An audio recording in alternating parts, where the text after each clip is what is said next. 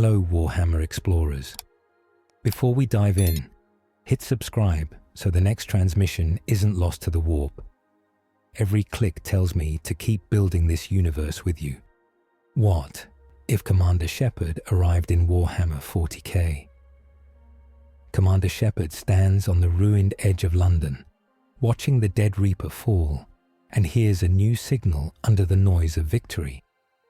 It is not from any Reaper or relay she knows, but it pulses like a distress call carried through dark space itself. EDI warns that tracing it will mean using broken Crucible code and an experimental mass relay link that no one has tested and no one can control. Shepherd thinks of worlds that might still be screaming, gives the order to lock on the signal and steps into the beam. The relay core screams, space folds the wrong way, and the universe tears. The sky over hive Tarsis Magna splits open like glass under a hammer. Citizens look up from choking factory lines and crowded hab-block alleys. They see a wound of white-blue light hang above the hive spires and the brown smog. Some fall to their knees and pray. Some run, because in this age, anything new is almost always a new way to die. On the command deck of the planetary defense bastion, Vox traffic turns to panic. Servo skulls buzz, carrying data slates. Officers in long coats shout over gunners and auger techs. Sirens wail as macro batteries swing toward the tear in the sky.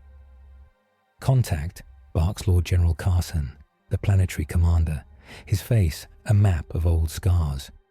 Unknown, my lord, answers a Vox officer. Mass shadow, small, frigate size. Pattern is unregistered, not Imperial, not Xenos we know. Then it is a threat, Carson says. Ready all guns. A dark shape falls out of the wound. It is sleek, knife-shaped, and wrong for this age. Blue light runs along its hull. It dives, engines burning, fighting the drag of a world that does not know its name. On the bridge of the Normandy SR-2, Commander Shepard grips the rail and stares at the new stars.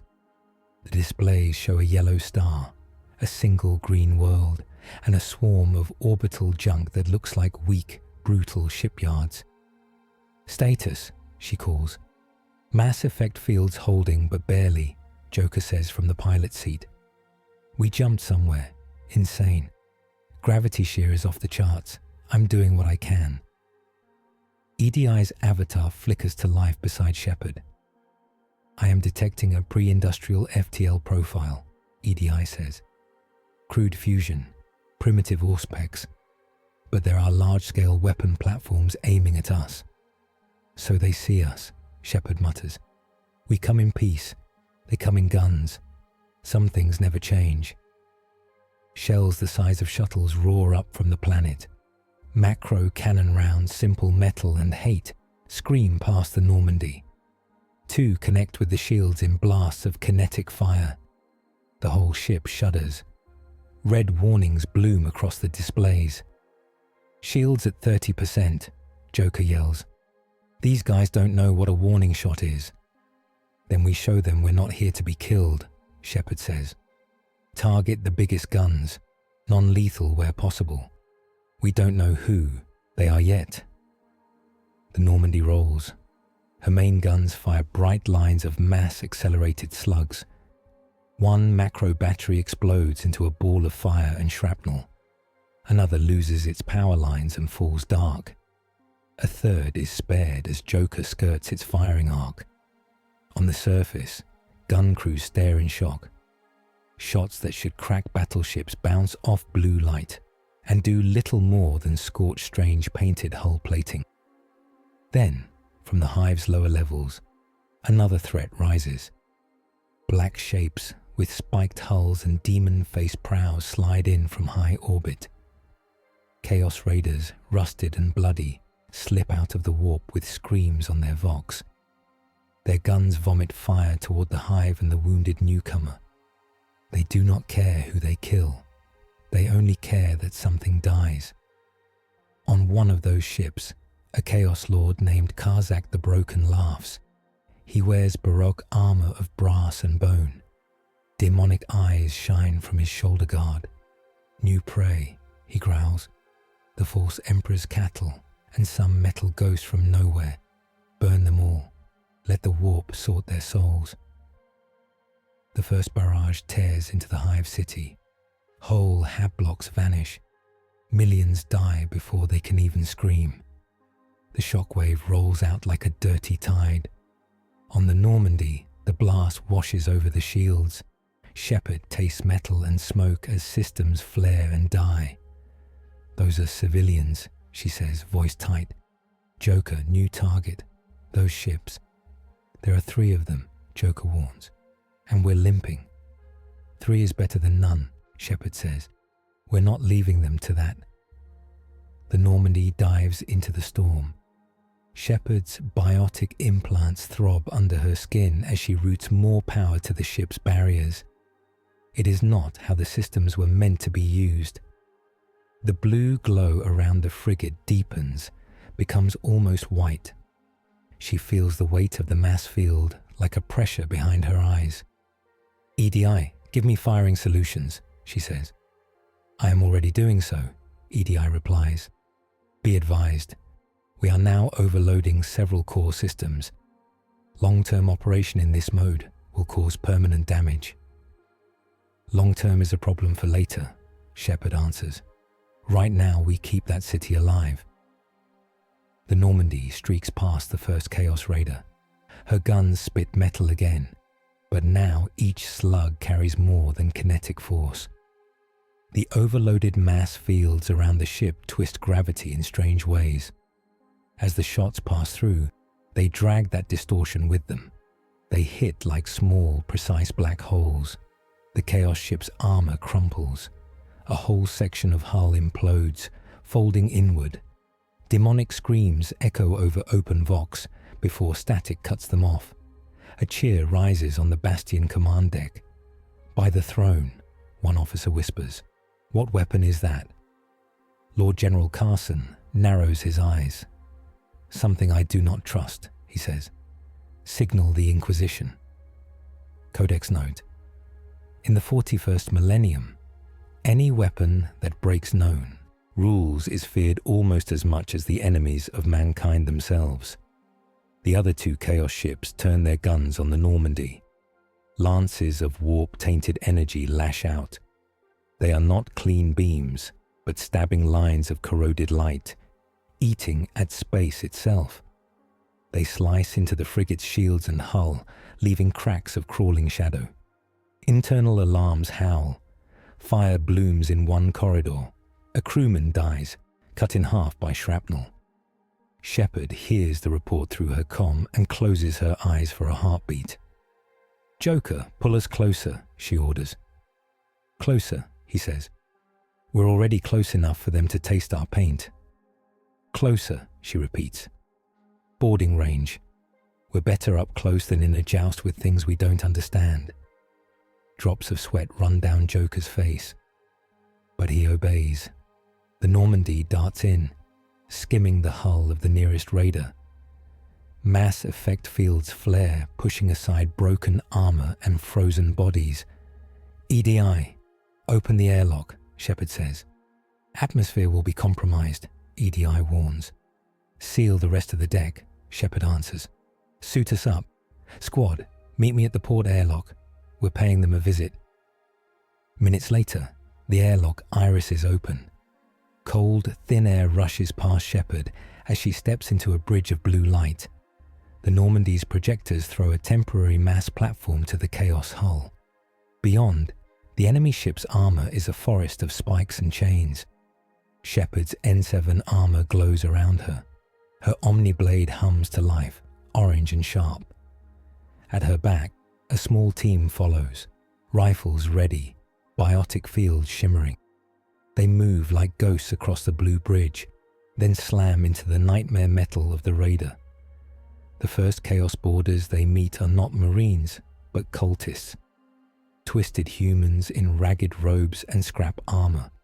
Their eyes shine with madness and devotion to dark gods. They raise crude guns and scream oaths as they fire. Shepherd raises her hand. A biotic field snaps into existence, a curved blue wall that drinks the bullets. She grits her teeth at the stress in her implants. Then she throws the field forward, turning defense into a hammer. Cultists fly. Bones snap. The bulkhead behind them dents inward. Her squad's rifles spit precise fire, clearing the survivors. "Push to the bridge," Shepherd says. "Cut off their guns." Her boots thud on blood-slick metal. The ship moans around them like a living thing. Warp lights flicker in the corners of her vision. On the surface, the people of Hive Tarsis Magna see the strange ship and the demon craft locked together. They see one Chaos Raider fall, then another listing as its guns fall silent. Commissars shout for calm. Priests raise icons and chant, unsure if this is a miracle or a new heresy. In the Bastion, Lord General Carson watches the hololithic displays.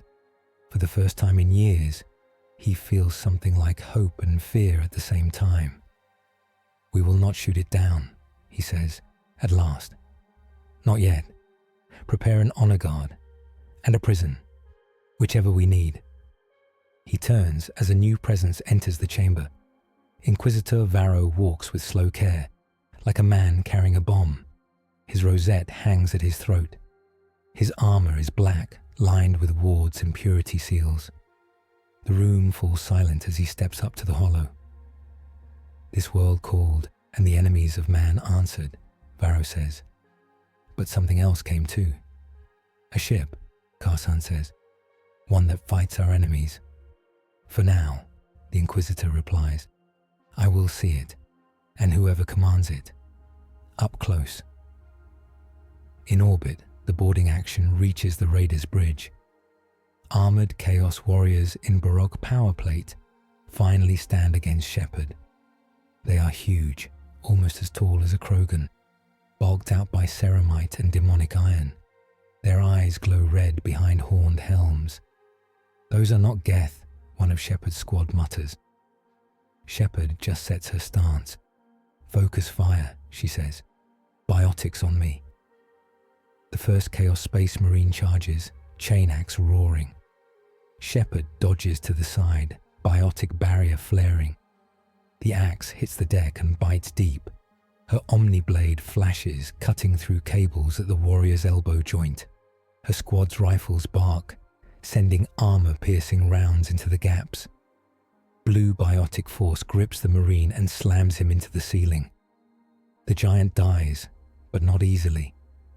Warp fire slips from his broken helm and claws at Shepherd's shields. More Marines close in. The deck shakes as they move. Another swings a bolter the size of a heavy machine gun. Explosive shells roar past and chew the walls. Shepherd dives behind a throne-like command chair. Explosions hammer her cover. Her shields drop, then crawl back up. Her heart thuds hard enough to hurt. "New plan," she says over squad comms. "Joker, can you link to their power core?" "I can try," Joker says. "EDI is dancing in their systems, but it's like trying to hack a demon-possessed toaster." "EDI?" Shepherd asks. "I have found their plasma reactor protocols," EDI replies. "They are crude, dangerous. I can overload them with your authorization." "Do it," Shepherd says. "We're done here." The Marines advance, firing. Shepherd's shields flicker again. Her world narrows to bursts of light and the taste of copper in her mouth. Then the deck under their feet hums. "Time to go," EDI says calmly. "Fall back," Shepherd shouts. They run. Biotic fields push them faster than their legs can carry them. They leap the mass bridge back to the Normandy as fire blooms behind them. The Chaos Raider breaks apart in a flower of dirty light. The blast rocks the Normandy again. Hull plates buckle, systems stutter, but the frigate stays alive. The last Chaos Raider, seeing its packmates die, turns tail. It runs for the warp, engines burning. leaving a smear of unreality behind. Shepherd watches it go and feels a stab of frustration, but they have done enough for one day. On the bastion, the hololithic displays show 2 dead enemy ships and 1 wounded new craft. The room hums with tense talk. Lord General Carson nods once. "Signal every regiment," he says. "Tell them the Emperor has sent a strange sword to our aid, and warn them that strange swords can cut the hand that holds them." Inquisitor Varro's eyes narrow. "I will meet this sword," he says, "and I will decide if it should be broken." The Normandy limps down through the thick brown clouds toward a landing zone outside the hive's main gate. Gun batteries now stand silent. Ranks of soldiers in flak armor form up in straight lines, laser guns held tight. Priests wave incense. Banners of the 2-headed eagle snap in the wind. Shepherd stands in the cargo bay, helmet in hand. EDI's voice murmurs in her ear, feeding her data. "Oxygen mix is breathable," EDI says. "Microbial life is heavy and unpleasant, but not lethal in the short term." "Good," Shepherd answers. "I'd hate to save a city and then choke to death on its air." Joker's voice crackles in. "Bringing her down as smooth as I can, Commander," he says. "Try not to scare the locals too much. They look like the shoot-first type." "Noted," Shepherd says. "But we can't hide who we are. Open the bay when we're down." The landing thrusters roar. Dust and ash billow around the Normandy as she settles on thick, cracked rockcrete. The ramp lowers with a hiss. Warm, dirty air rolls in. Shepherd walks down, flanked by 2 squadmates in full armor. Her N7 chestplate catches the weak sun. She keeps her rifle slung and her hands visible. A simple move, but one that has calmed many first contacts. Before her stands Lord General Carson. His metal-heavy coat hangs over carapace armor. Next to him is Inquisitor Varro, rosette shining, eyes like knives. A circle of stormtroopers in black carapace armor and rebreathers surrounds them. "On behalf of the Imperium of Man," Carson says, voice loud and formal, "I thank you for your aid in this hour." He nods, polite but stiff. "You fought the filth of the warp with great courage." "And strange power," Varro adds softly. Shepherd inclines her head. "I'm Commander Shepard of the Systems Alliance Navy," she says. "We saw you under attack and moved to help. That's what we do." "Systems, Alliance," Varro repeats, tasting the words like poison. "You are not of any known fleet. Your ship bears no mark of the Emperor." "We come from very far away," Shepherd replies. "Maybe farther than you can measure, but we're not your enemies." Varro steps closer. "I am Inquisitor Varro of the Ordo Xenos," he says. "My duty is to seek out the alien, the unclean, and the heretic, to burn it if needed." His gaze flicks to the Normandy. "And I see all 3 in your wake." Tension thickens the air. Stormtroopers shift their stances, fingers brushing trigger guards. Shepherd feels every rifle pointed at her, even if they are not raised. She breathes slowly and keeps her voice level. "The ships we destroyed, were they your enemies?" she asks. "They were servants of chaos," Carson says, lips curling at the word. "Slaves to dark gods that hate all life." "They were our enemies too," Shepherd says. "Where I come from, we fought a different kind of machine god that wanted to harvest all spacefaring life. We know what extinction looks like. We don't want it again." Varro studies her face, her armor, the strange marks and glowing lines in her biotic amps. He sees danger and need in the same frame. "You will come with me," he says at last. "You and a small escort. We will speak, and I will judge. Your ship will remain here under guard of the Astra Militarum." He nods at rows of tanks and guns. It is not a suggestion. Shepherd knows a bad deal when she sees one, but she also knows when she has no good choices. They are alone in a brutal new galaxy, low on power, with no mass relay in sight. Picking a fight now would doom her crew and this city. "We'll talk," she says, "but my AI stays active, and my crew keeps their weapons." Varro's eyes narrow even further. "AI," he repeats, as if the word itself is a crime. Shepherd files that reaction away for later. Up to now, Shepherd has fallen into a new, darker galaxy, saved a hive city from a chaos raid, and made her first contact with its harsh defenders. As they move toward waiting transports, sirens rise again. An officer runs up, panting, vox bead crackling. "My lords," he shouts, "new contacts, many. They translate close to orbit, iconography of the Iron Serpents warband, and something else, larger, mass readings off the scale." Karsan swears under his breath. Varro lifts a hand, palm open. "Explain," he says. The officer licks dry lips. A daemon engine, my lord," he stammers. "A ship the size of a small moon, wrapped in screaming warp storms. It heads for us." The words sink into every mind within earshot. Shepherd looks up. The sky is still ugly, still choked with smoke and ash. But she knows the feel of a new disaster when it settles on her shoulders. "Your chaos problem just got bigger," she says. Varro turns to her. "Can your ship still fight?" he asks. "Not like before," Shepherd admits. "Our fields are burned. Our ammo is low. And every time we push our tech, this place pushes back harder. But I won't sit and watch while your world burns." Her jaw sets. "That's not who I am." Karsan nods. "Then we fight together," he says. "My regiments, your ship, and the Emperor's will." Varro seems to taste something bitter, but he inclines his head a fraction. "We will convene a war council," the Inquisitor says. "Governor, you will gather your senior officers. Commander Shepard, you will tell us everything you can of your weapons and your foes. I will decide how much of you is a blessing and how much is a curse." His stare does not soften. "But know this, if you are a danger to mankind, I will burn you, even if you save us today." Shepherd holds his gaze.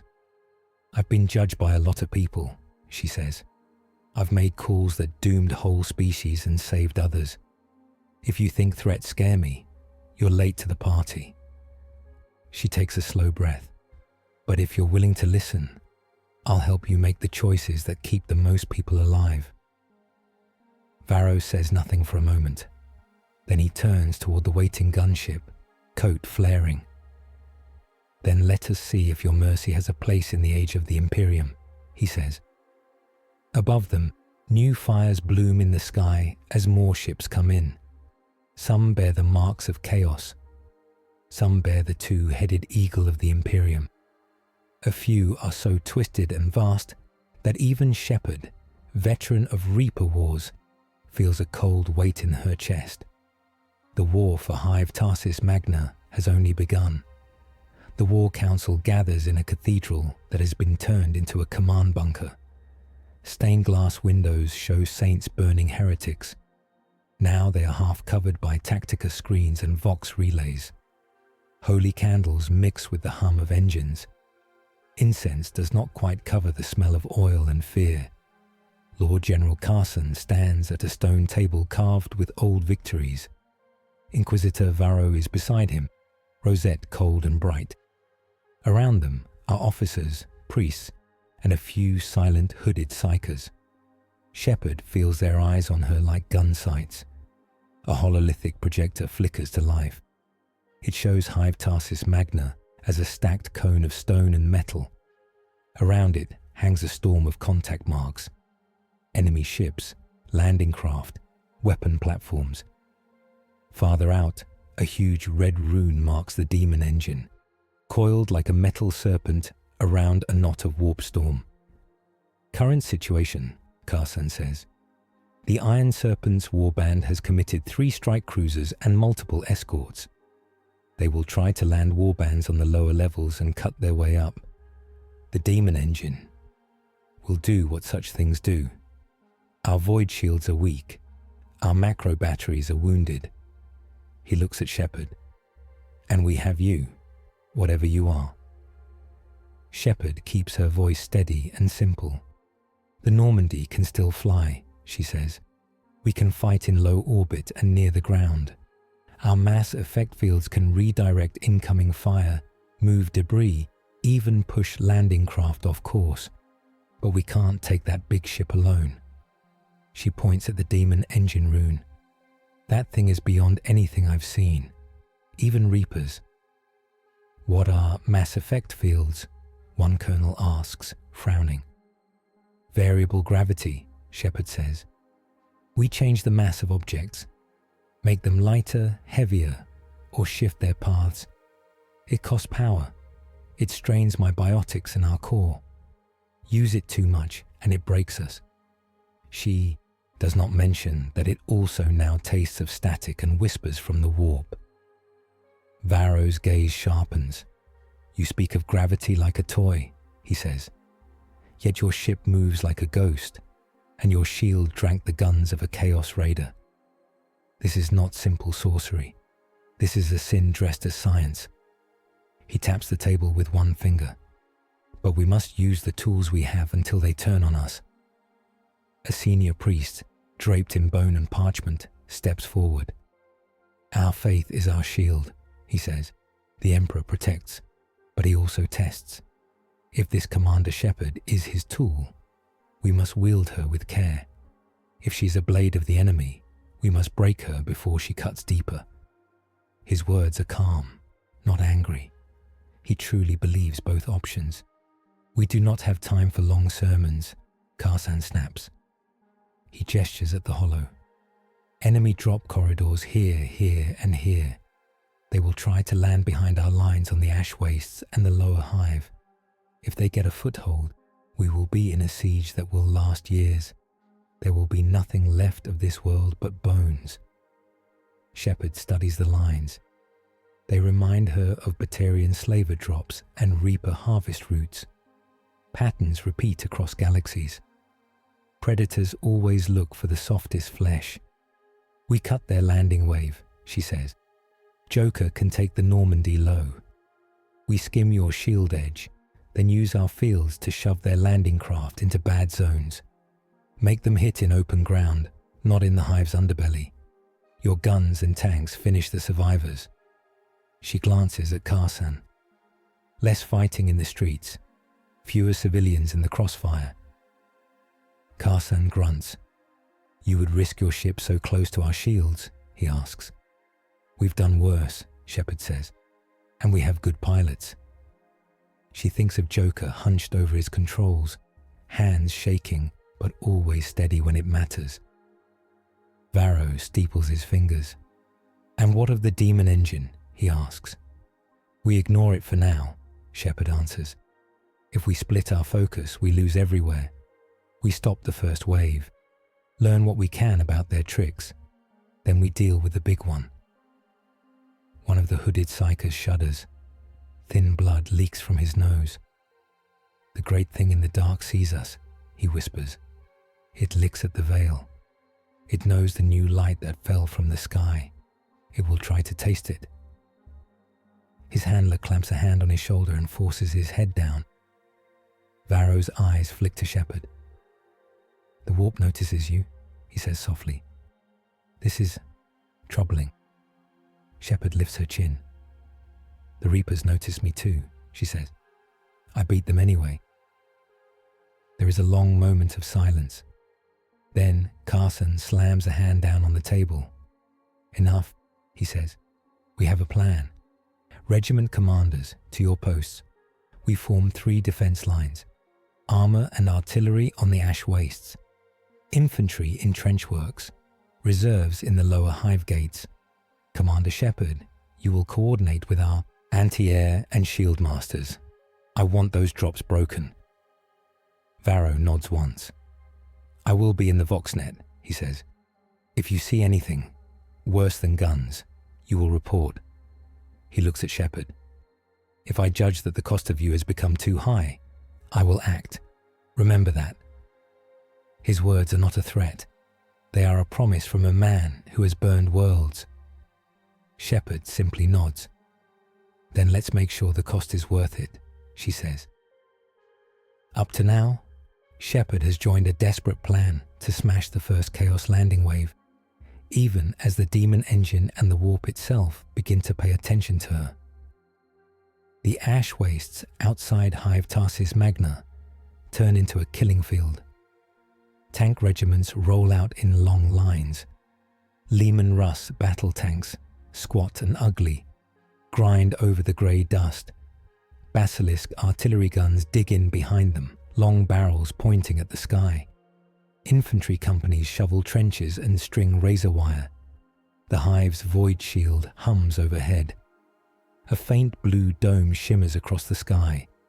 It is thin and flickers at the edges, wounded by the earlier battle. Tech priests chant over humming generators, trying to coax more power. The Normandy dips low, skimming just under that dome. Her hull glows with heat. Joker's hands fly over his controls. "This is insane," he mutters. "I love it." Shepard stands on the CIC platform, clipped into a safety harness. Her armor is sealed, helmet off for now. EDI's avatar flickers beside her. "Enemy landing craft entering atmosphere," EDI says. "They are crude drop pods and gun barges, but they are many." The tactical display lights up with red icons streaking down. Some are simple cylinders. Others are ugly, spiked things that scream as they fall. The Iron Serpents like to make even their drops hurt. "Line up the first wave," and Shepard says. "We'll start gentle." She closes her eyes and reaches out with her biotics. The Mass Effect core strains. Blue light runs through the Normandy's spine. Shepard feels the weight of each landing craft as a point of pressure in her mind. She does not try to stop them. She only nudges.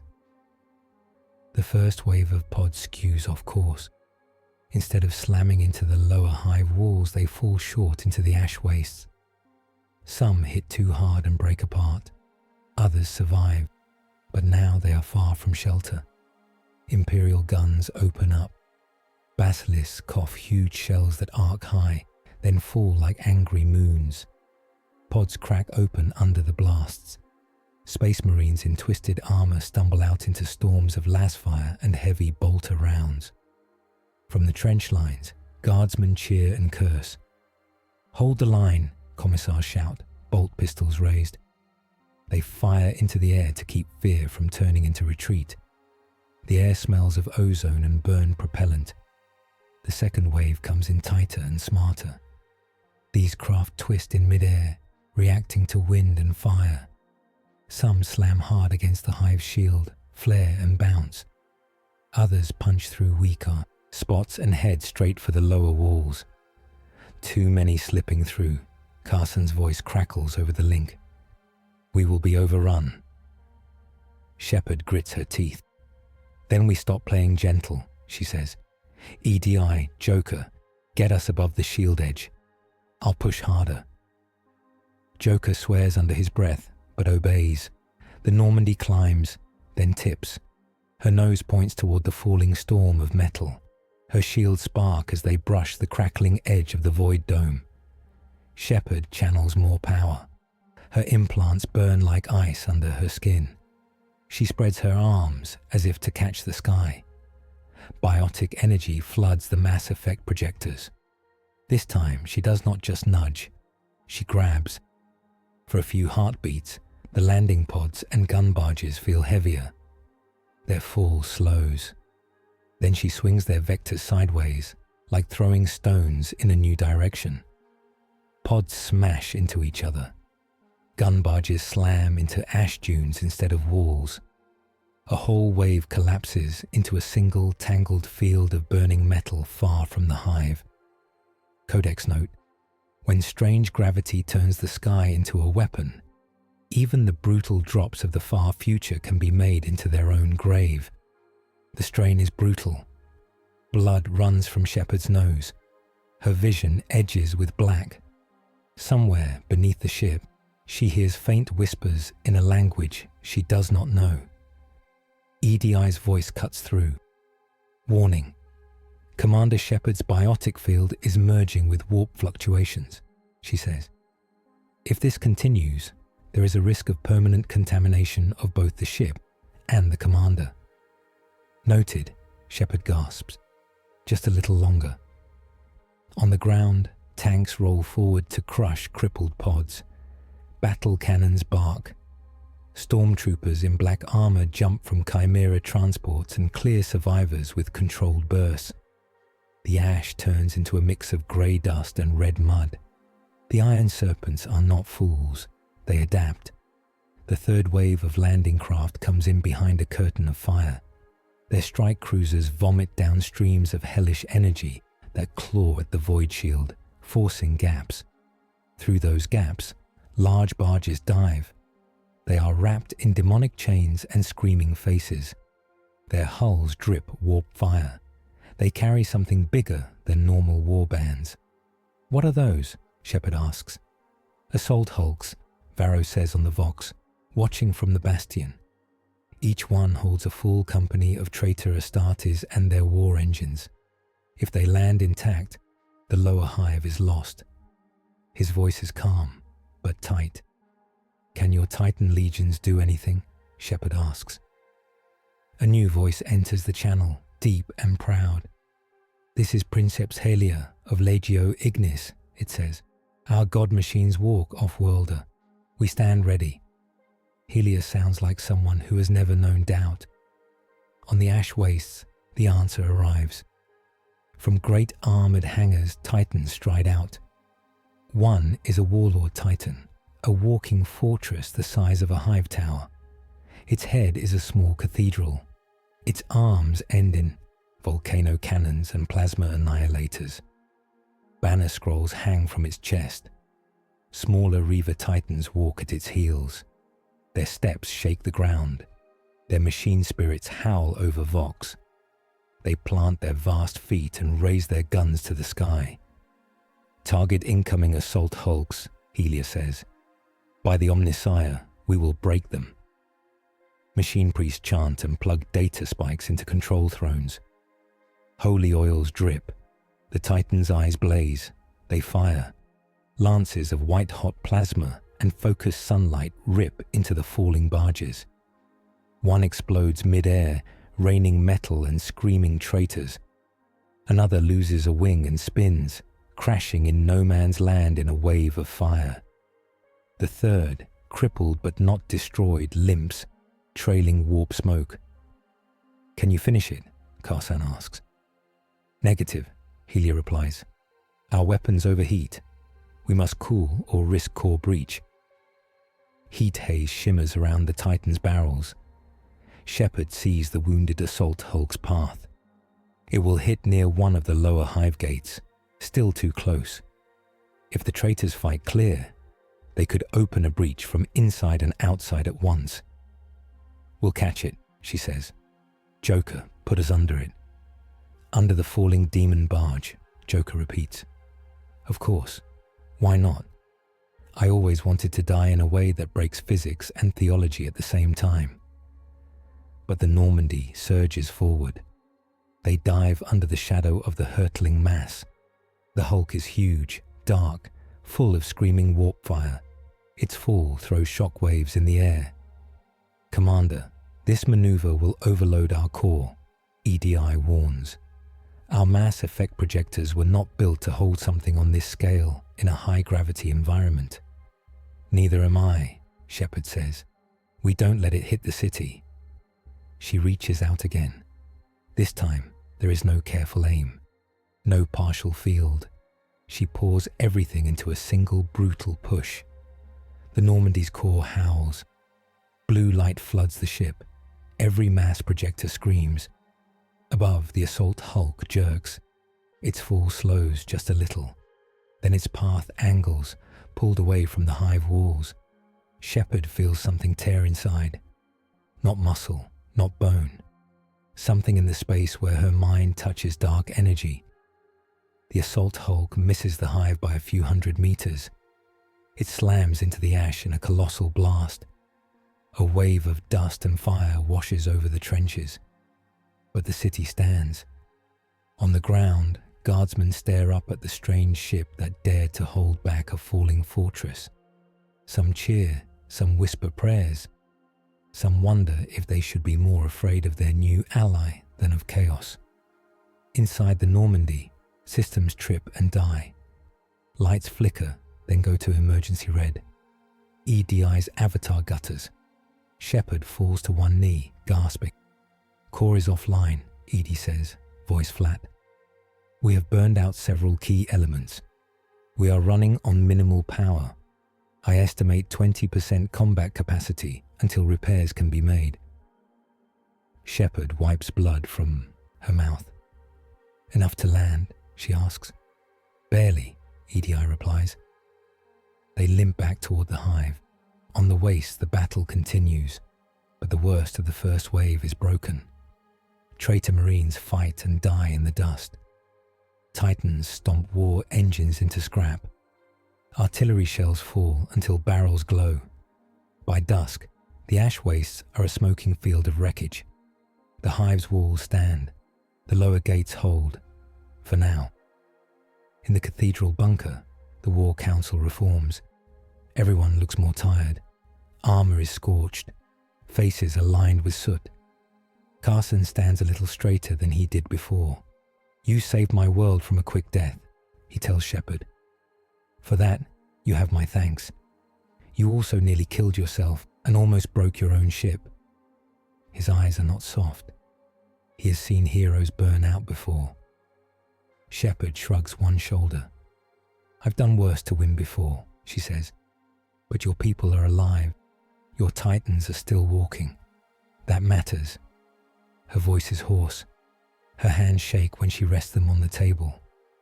A Logister tech reads casualty numbers. Tens of thousands dead. Hundreds of tanks lost. But the hive still lives. Controlled collateral, Carson says. You pulled their drops away from our walls. You gave our guns the shots they needed. You care about lives.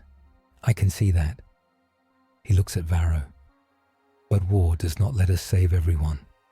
Sometimes we drown worlds to kill a single enemy. Varro nods slowly.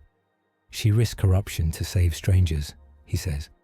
She wields forbidden forces for the sake of lives she does not know. That is rare in this age. He looks at Shepherd. And very dangerous. The priest from before steps up again.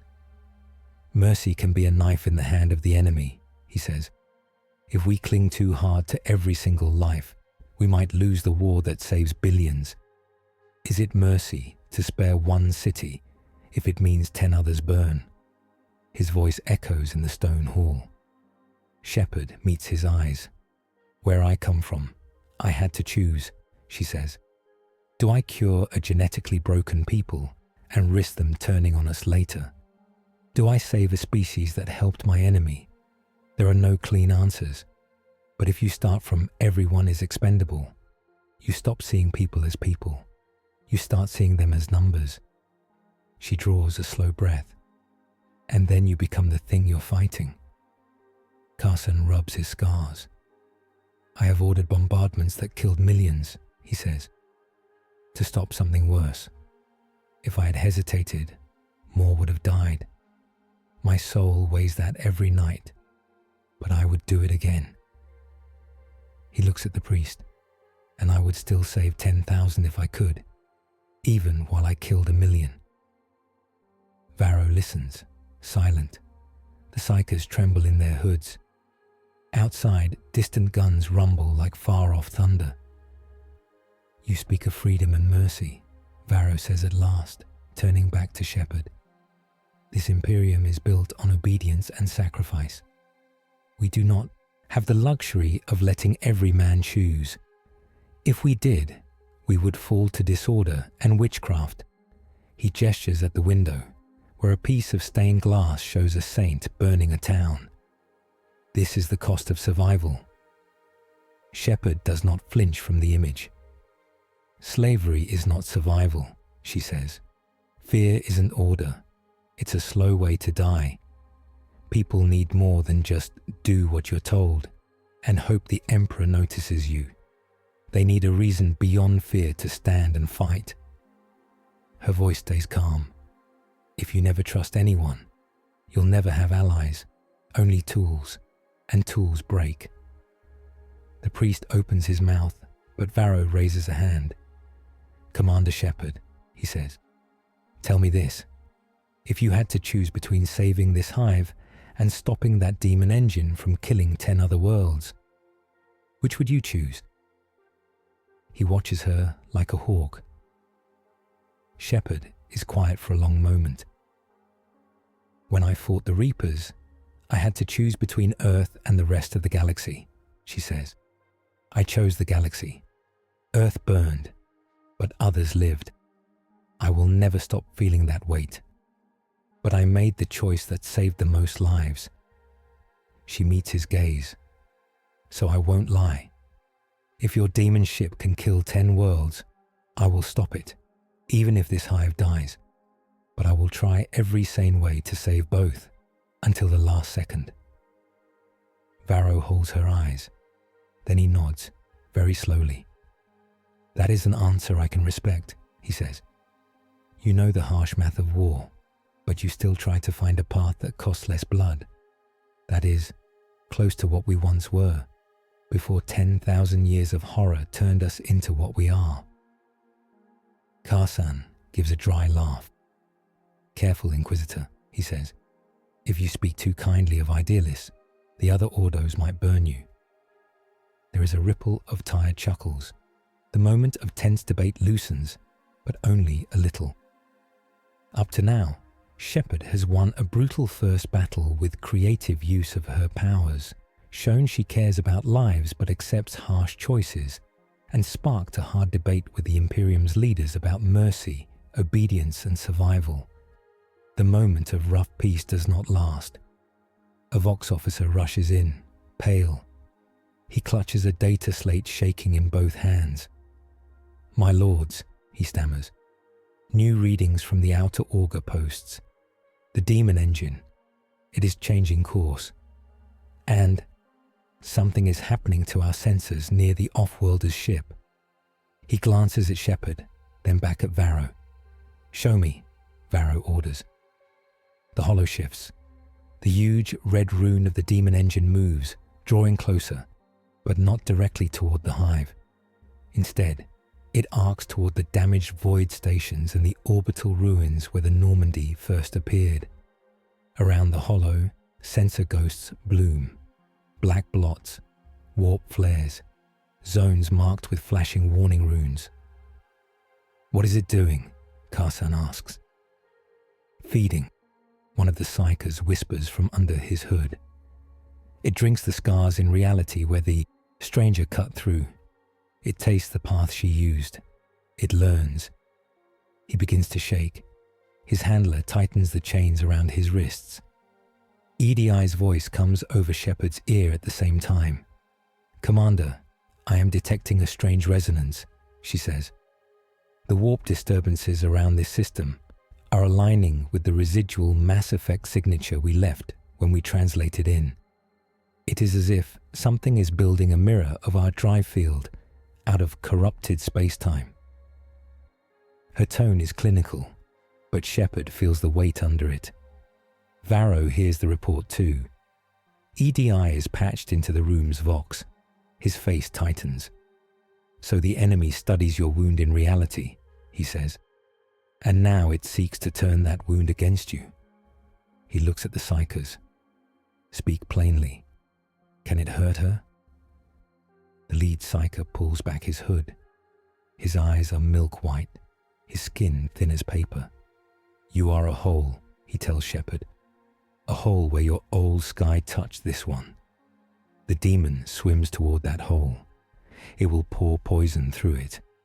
It will twist your light into a spear against you. His words are simple, but cold. Power scaling interlude. EDI. The daemon engine is generating a warp field that resonates at the same frequency as our Mass Effect drives and your biotic amps, Commander.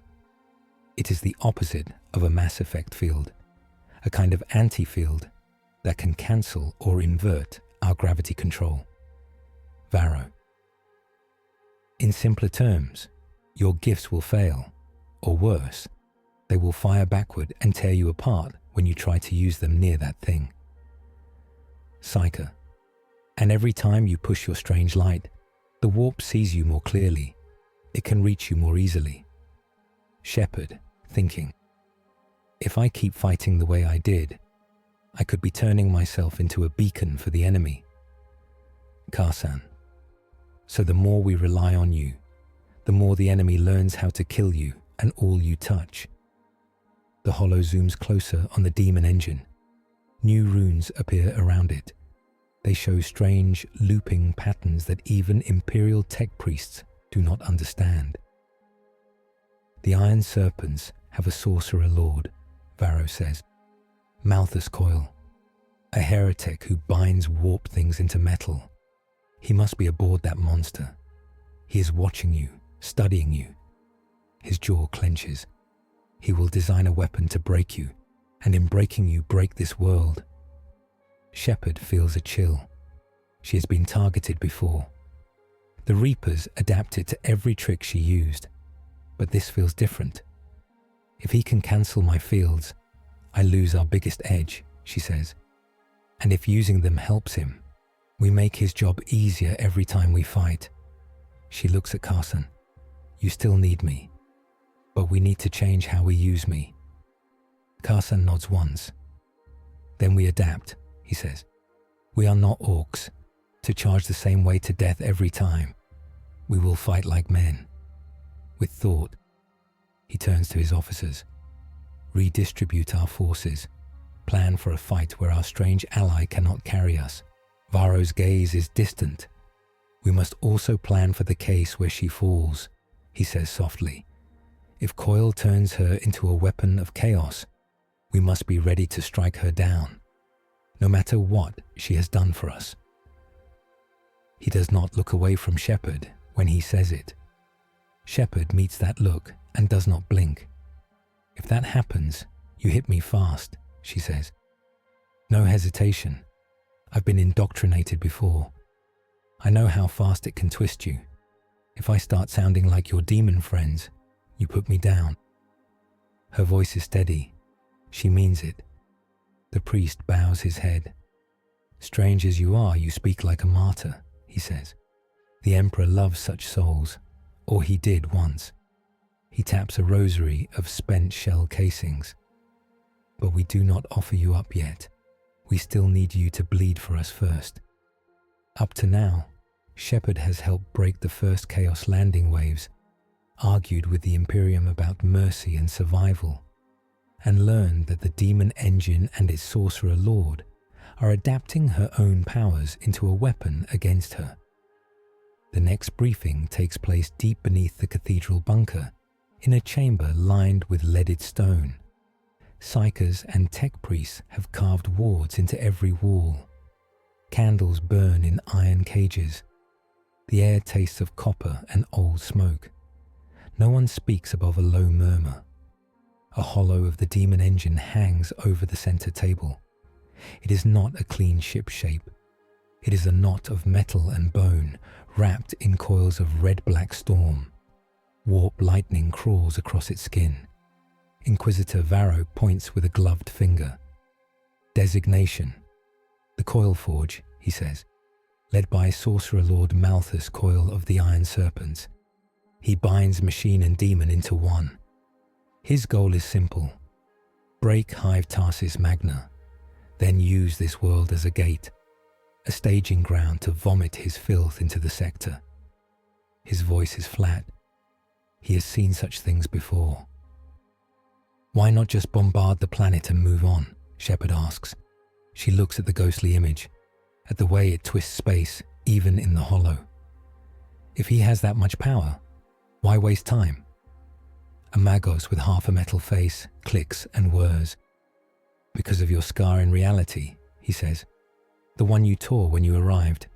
Coil sniffs at it. He wants to widen it, to use your path between worlds as a new warp lane. Metal fingers tap that area in the hollow. If he succeeds, any ward, any storm, any wall we build will be nothing. Carson folds his arms. Our void guns cannot reach him with enough weight, he says. Our fleet is broken. The Titan legions cannot stride into space. Our standard counters fail, because this is not a siege we can lift with fire alone. It is a knife pushed into the heart of the sky. He nods toward Shepherd. And he is twisting it to match your blade. EDI's voice comes from a brass Vox grill. Telemetry suggests Coil is testing variations of a null field, she says. In our terms, an anti-mass effect. It cancels or reverses our gravity, control. If we approach too close, our drives could stall or implode. The machine spirits in the room hiss and pop at her strange tone. So we cannot meet him ship to ship, Varro says, and we cannot simply pray him away. He looks up at the daemon engine. But he must send tendrils down, control nodes, ritual sites, warp anchors that hold his monster steady in real space. One of the hooded psychers lifts a shaking hand. We feel 3 such anchors, he says. 1 in the ruins of the outer void station. 1 in the high ruins above the hive's crown. 1 below. He shudders. In the deep rock where old shrines sleep. Varro nods slowly. If we break those anchors, we weaken the Coil-Forge, he says. Perhaps enough for our surviving ships and titans to wound it. Perhaps enough to force it back into the warp. He fixes Shepherd with a hard stare. And I will send you to the highest anchor, where Coil himself is likely to stand. Shepherd looks at the hollow. A mark appears above the hive, where broken spires and damaged shield towers stand. Warp energy pours down there like a dirty waterfall. You want me to lead a strike at the crown, she says. She feels no surprise. Of course they do. That close to his anti-field, my powers might fail, or turn on me. Yes, Varro says. Karsan meets her eyes. If we send only our own, they die, he says. We have fought sorcerers before. We know how many lives they cost. With you, we may win. Without you, we almost surely lose. He does not beg. He just states the numbers. Shepherd thinks of London, of Earth, of the Crucible, of all the times she walked into places that should have killed her. The anchors have to go, she says. All 3. I'll take the crown. Your people hit the void station and the deep rock at the same time. We cut all his chains. She glances at Varro. You pick someone you trust to lead the other teams. I don't need you thinking I'm playing favorites. Varro's mouth twitches, almost a smile. Very well, he says. I will lead the deep strike myself. Karsan will send his best void sailors to the station. You will take the crown. He leans forward. Understand, Commander Shepard. Coil will know when his anchors are under attack. He will come for one of us, likely you. Good, she says. Why good? Carson asks. Because if he's focused on me, Shepard answers, your other teams have a better chance. The path to the hive's crown is a broken throat of stone and steel.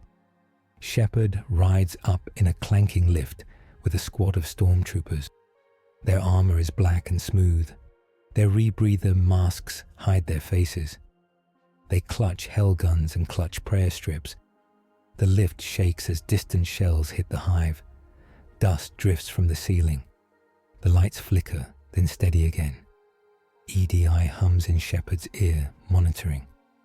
Atmospheric readings at the crown are unstable, EDI says. Warp particles are spiking.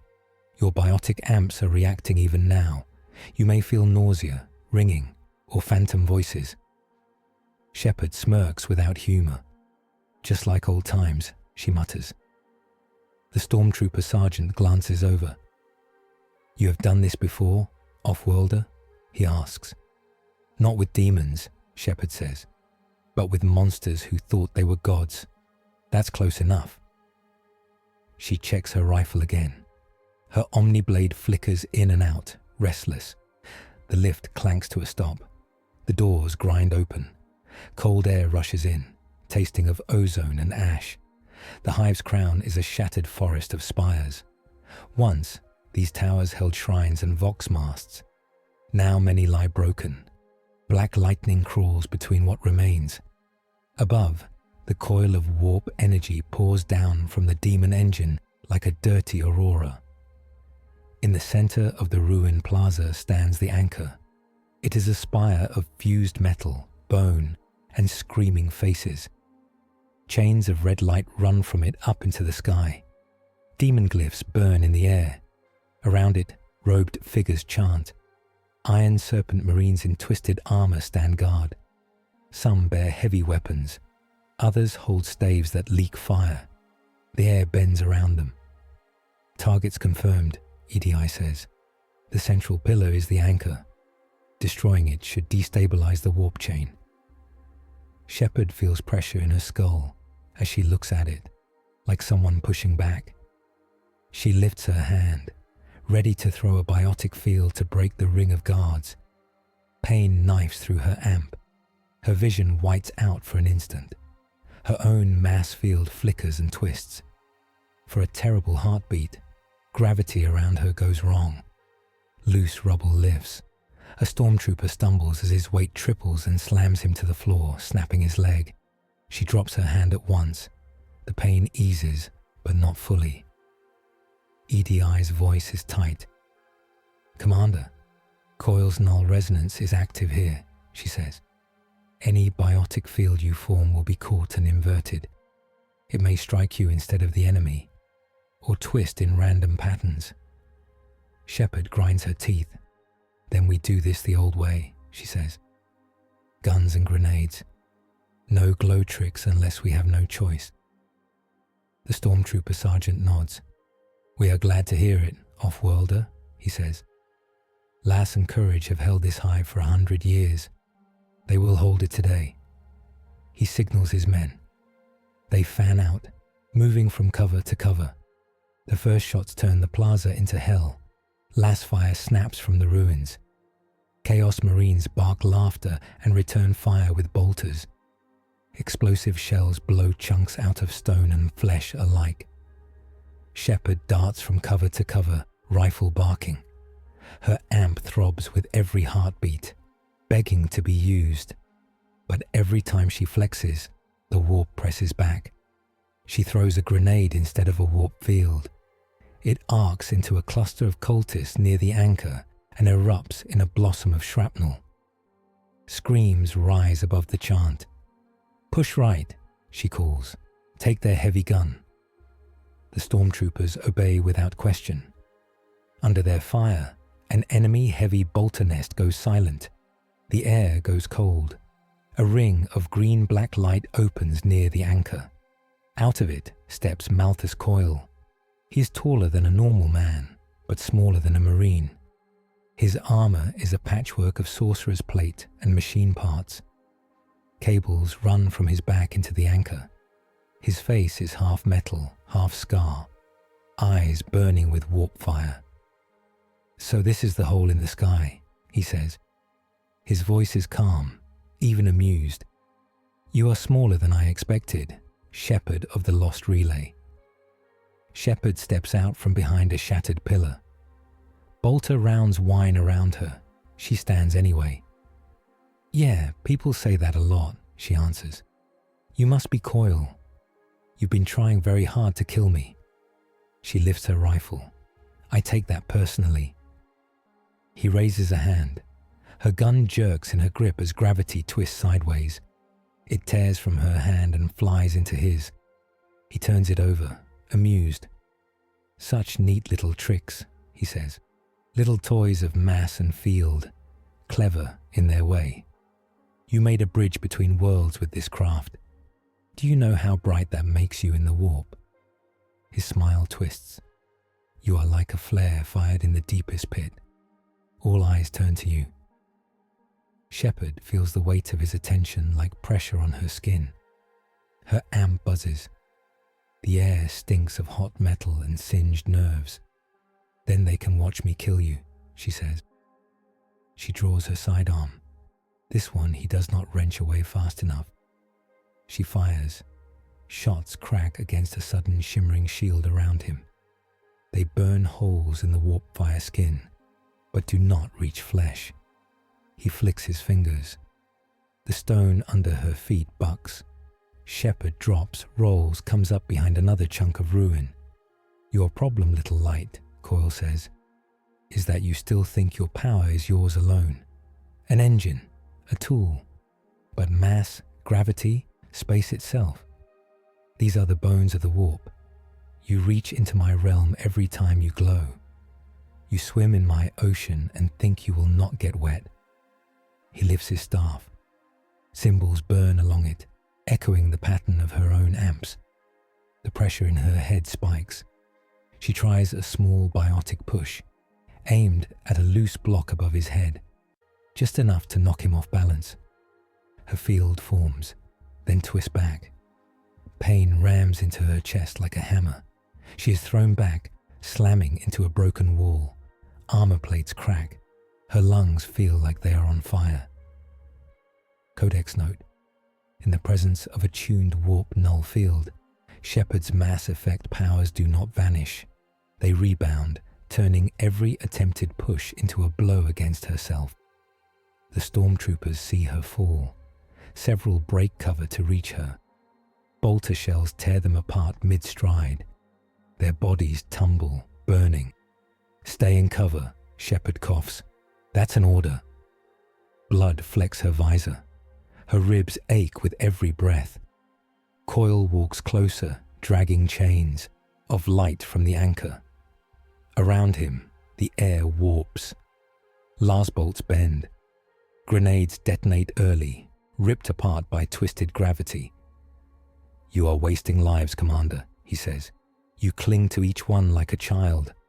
But look at this world, packed with meat. Most will die screaming in the dark no matter what you do. Why not use their deaths well? Feed them to a weapon that can save more? His eyes blaze. Let me make you that weapon. Images slam into Shepherd's mind. Not just words, visions. She sees worlds across this galaxy. Hive cities like forests of stone. Agri-worlds stripped bare. Frontline planets nothing but trenches and bones. She sees herself standing above them all. Her mass fields vast.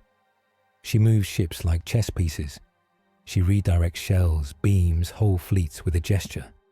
In that vision, when a world must die to save 10, she crushes it cleanly.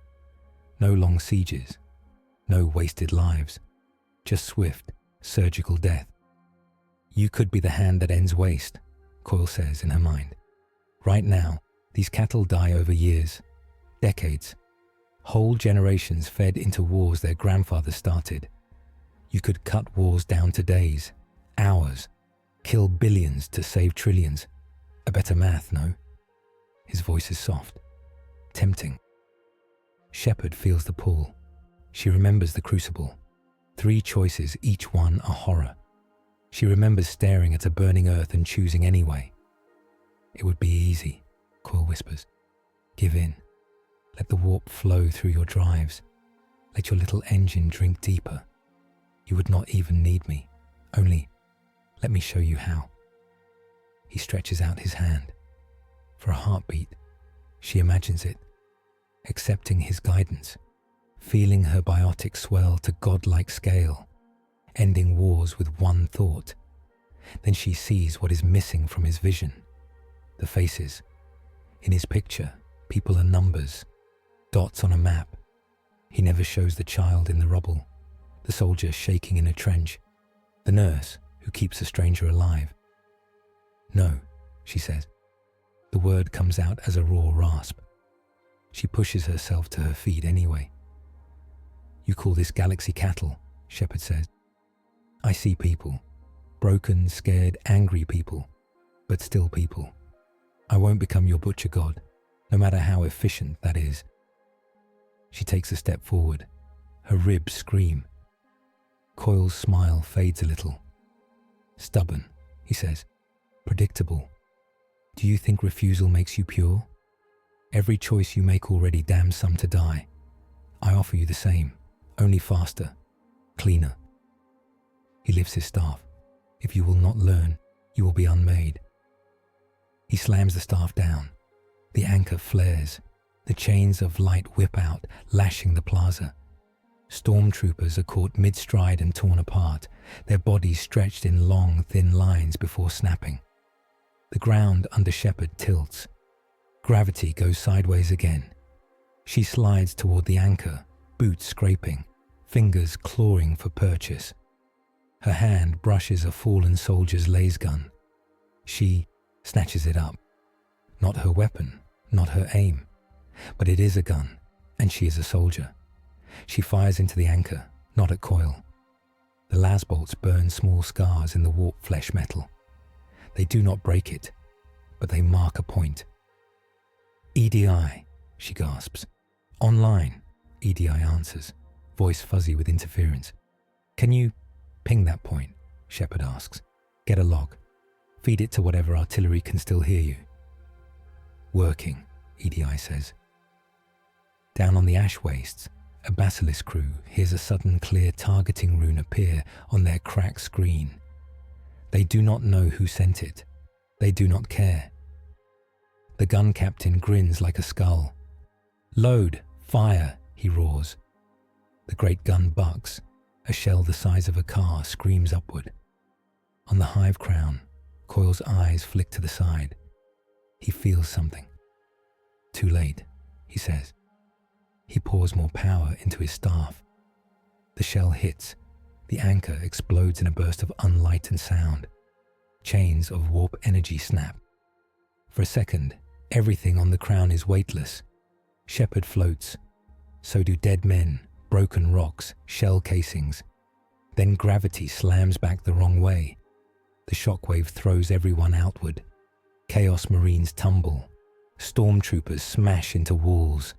Shephard crashes into a broken shrine wall and drops to a ledge a few meters down. Pain tears through her leg. She feels something break. Above her, the anchor collapses in on itself. Warp fire shrieks up the chain toward the daemon engine. The beam in the sky flickers. Coil staggers. His machine cables whip and spark. He glares down at her, hatred bright. "You would break my work with crude shells and blind luck," he snarls. "Very well. I will carve your failure into this city myself." He raises his staff to hurl a killing bolt. For a heartbeat, Shephard cannot move. Her leg will not obey. Her amp is a nest of knives. She thinks, this is where it ends. A new light rises. From within the broken shrine wall beside her, a glow blooms. It is not blue like her fields, not red like warp fire. It is gold. A small, cracked statue of the Emperor stands in a niche. Someone once prayed here, then fled or died. Now the statue's eyes shine. A wave of golden force rolls out. It is not a blast, not a weapon, more like a stilling. Coil's neck spell falters mid-gesture. The warp noise around him warps further, then quiets. For a moment, the air near Shephard feels clean. She looks up to see Coil force back a step, teeth bared. He lifts his staff again, fighting against the golden pressure. A saint's relic, Varro's voice crackles faintly in her ear. "We placed them across the hive long ago. Sometimes they answer, sometimes they do not." His tone is grim. "This does not save you, it only buys time. Use it." Shephard does not waste it. She drags herself to her feet, using the wall as a crutch. Her leg screams, but holds enough. She limps to a better angle, rifle in hand again. Someone's fallen weapon, not her own. She aims not at Coil, but at the cables linking him to what remains of the anchor. She fires in short, controlled bursts. Lasfire chews through hose and meat. Coil howls. Warp blood sprays, hissing where it hits stone. He slashes his staff, cutting himself free before the collapsing anchor drags him down. "You have cost me little light," he hisses. "You tried to make me into your bomb," she snaps back. Her vision swims. She keeps him in her sights anyway. Around them, the stormtroopers rally. Their sergeant, arm broken, still shouts orders. They press the remaining Chaos defenders, guns blazing. Coil's armor spasms. Demon faces across his chest howl and twist. He looks up at the sky, where the warp chain to the demon engine now gutters. "This is not finished," he tells Shepherd. He steps backward into a circle of seething air. "As you weaken me, you weaken yourself. The warp will not forget you, nor will I." He vanishes. The air snaps shut. Shepherd lets herself sag back against the wall. Her leg gives way. She slides down to sit on broken stone. "Anchor destroyed," EDI reports, voice steadier now. Warp readings above the hive crown dropping. Coil's signature has retreated to the daemon engine. She pauses. "Commander, your biotic field is changed. There are warp echoes where there were none before." Shepherd looks down at her hands. When she flexes her fingers, a faint blue glow rises. But now, at the edges, there is a thin red shimmer, like rust on metal. "I feel it," she says quietly. It is like a whisper at the back of her mind. Not loud, but there. Stormtroopers reach her, off her shoulders and arms. They lift her gently. Their sergeant bows his head. "The anchor is broken," he says, "at terrible cost. But the city breathes a little easier." He glances at her glowing hand. "And you bleed in ways I do not understand." As they make their way back down into the hive, wounded and smoke-stained, news arrives. Varro's deep strike into the underground shrine has shattered the second anchor. He carries burns and a haunted look, but lives. Karsan's void sailors have half ruined the void station anchor, enough to make the demon engine's orbit stagger. Above the world, the Coil-Forge reels. Its warp-wrapped hull spasms. Storms flare and die around it. For the first time, its great guns fall silent, but it does not flee. It claws its way closer instead, like a wounded beast that decides to bite down rather than run. In the cathedral bunker, the leaders gather again. Shepherd stands on a crutch. A Medici brace wraps her leg. Her face is pale. Carson spreads a hand over the hollow. "You have done what I thought impossible," he says. 3 anchors broken in one day. The demon engine is shaken. This is our chance to hit it. His eyes shine with harsh hope. Varro is less bright. He studies Shepherd, not the hollow. "You are marked," he says. "I can see it now. Your aura is not clean. The warp touched you through Coil's hand, and you refused him. But some of his stain clings."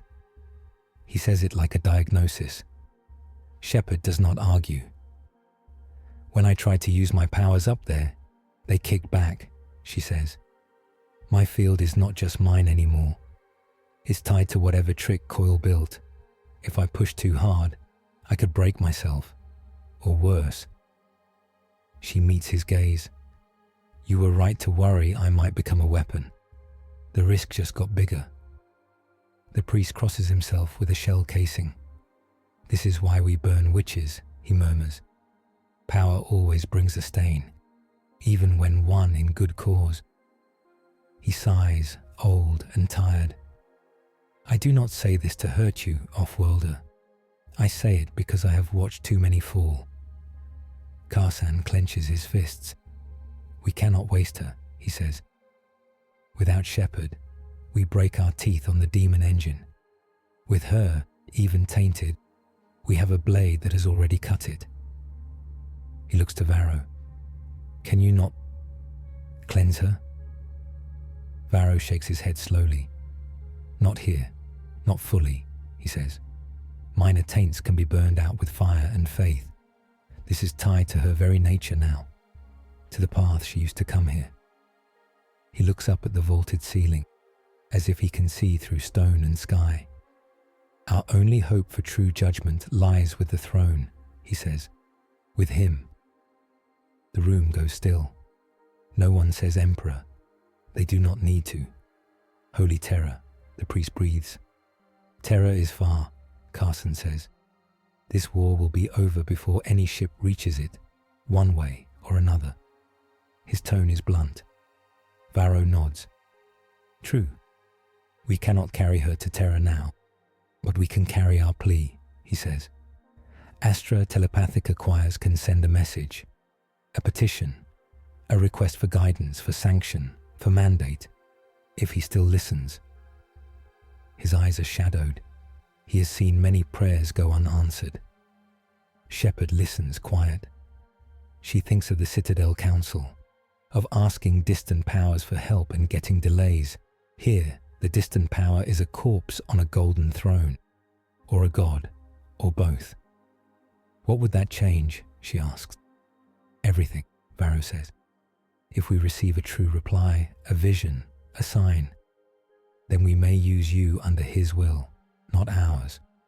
Your stain would be measured against his purpose, and if he commands you destroyed, we will know our duty.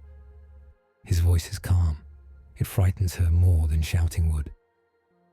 A low, subsonic boom shakes the chamber. Dust falls from high arches. The hollow flickers. The daemon engine has begun a slow descent. It is not a neat orbit now. It drags chains of warp fire behind it.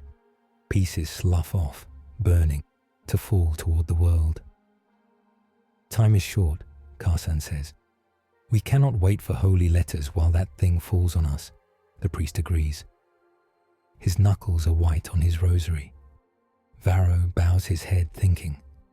When he looks up, his eyes are harder. Then we do both, he says. We fight the daemon engine with what we have, even as the choirs cry out to terror. But we will not be the ones to decide your final place, Shepherd. That belongs to a higher throne than mine. He turns to her. Until then, you will act under a watch, under limits. What limits? She asks. First, he says, you will not use your biotics at full strength unless there is no other path. Every surge feeds Coil's design and stains you deeper. Second, EDI will lock out any attempt to recreate your arrival tear. No more jumps, no more bridges between this sky and yours. He holds up a finger. Third, any time you feel the warp whisper in your thoughts, you will report it at once.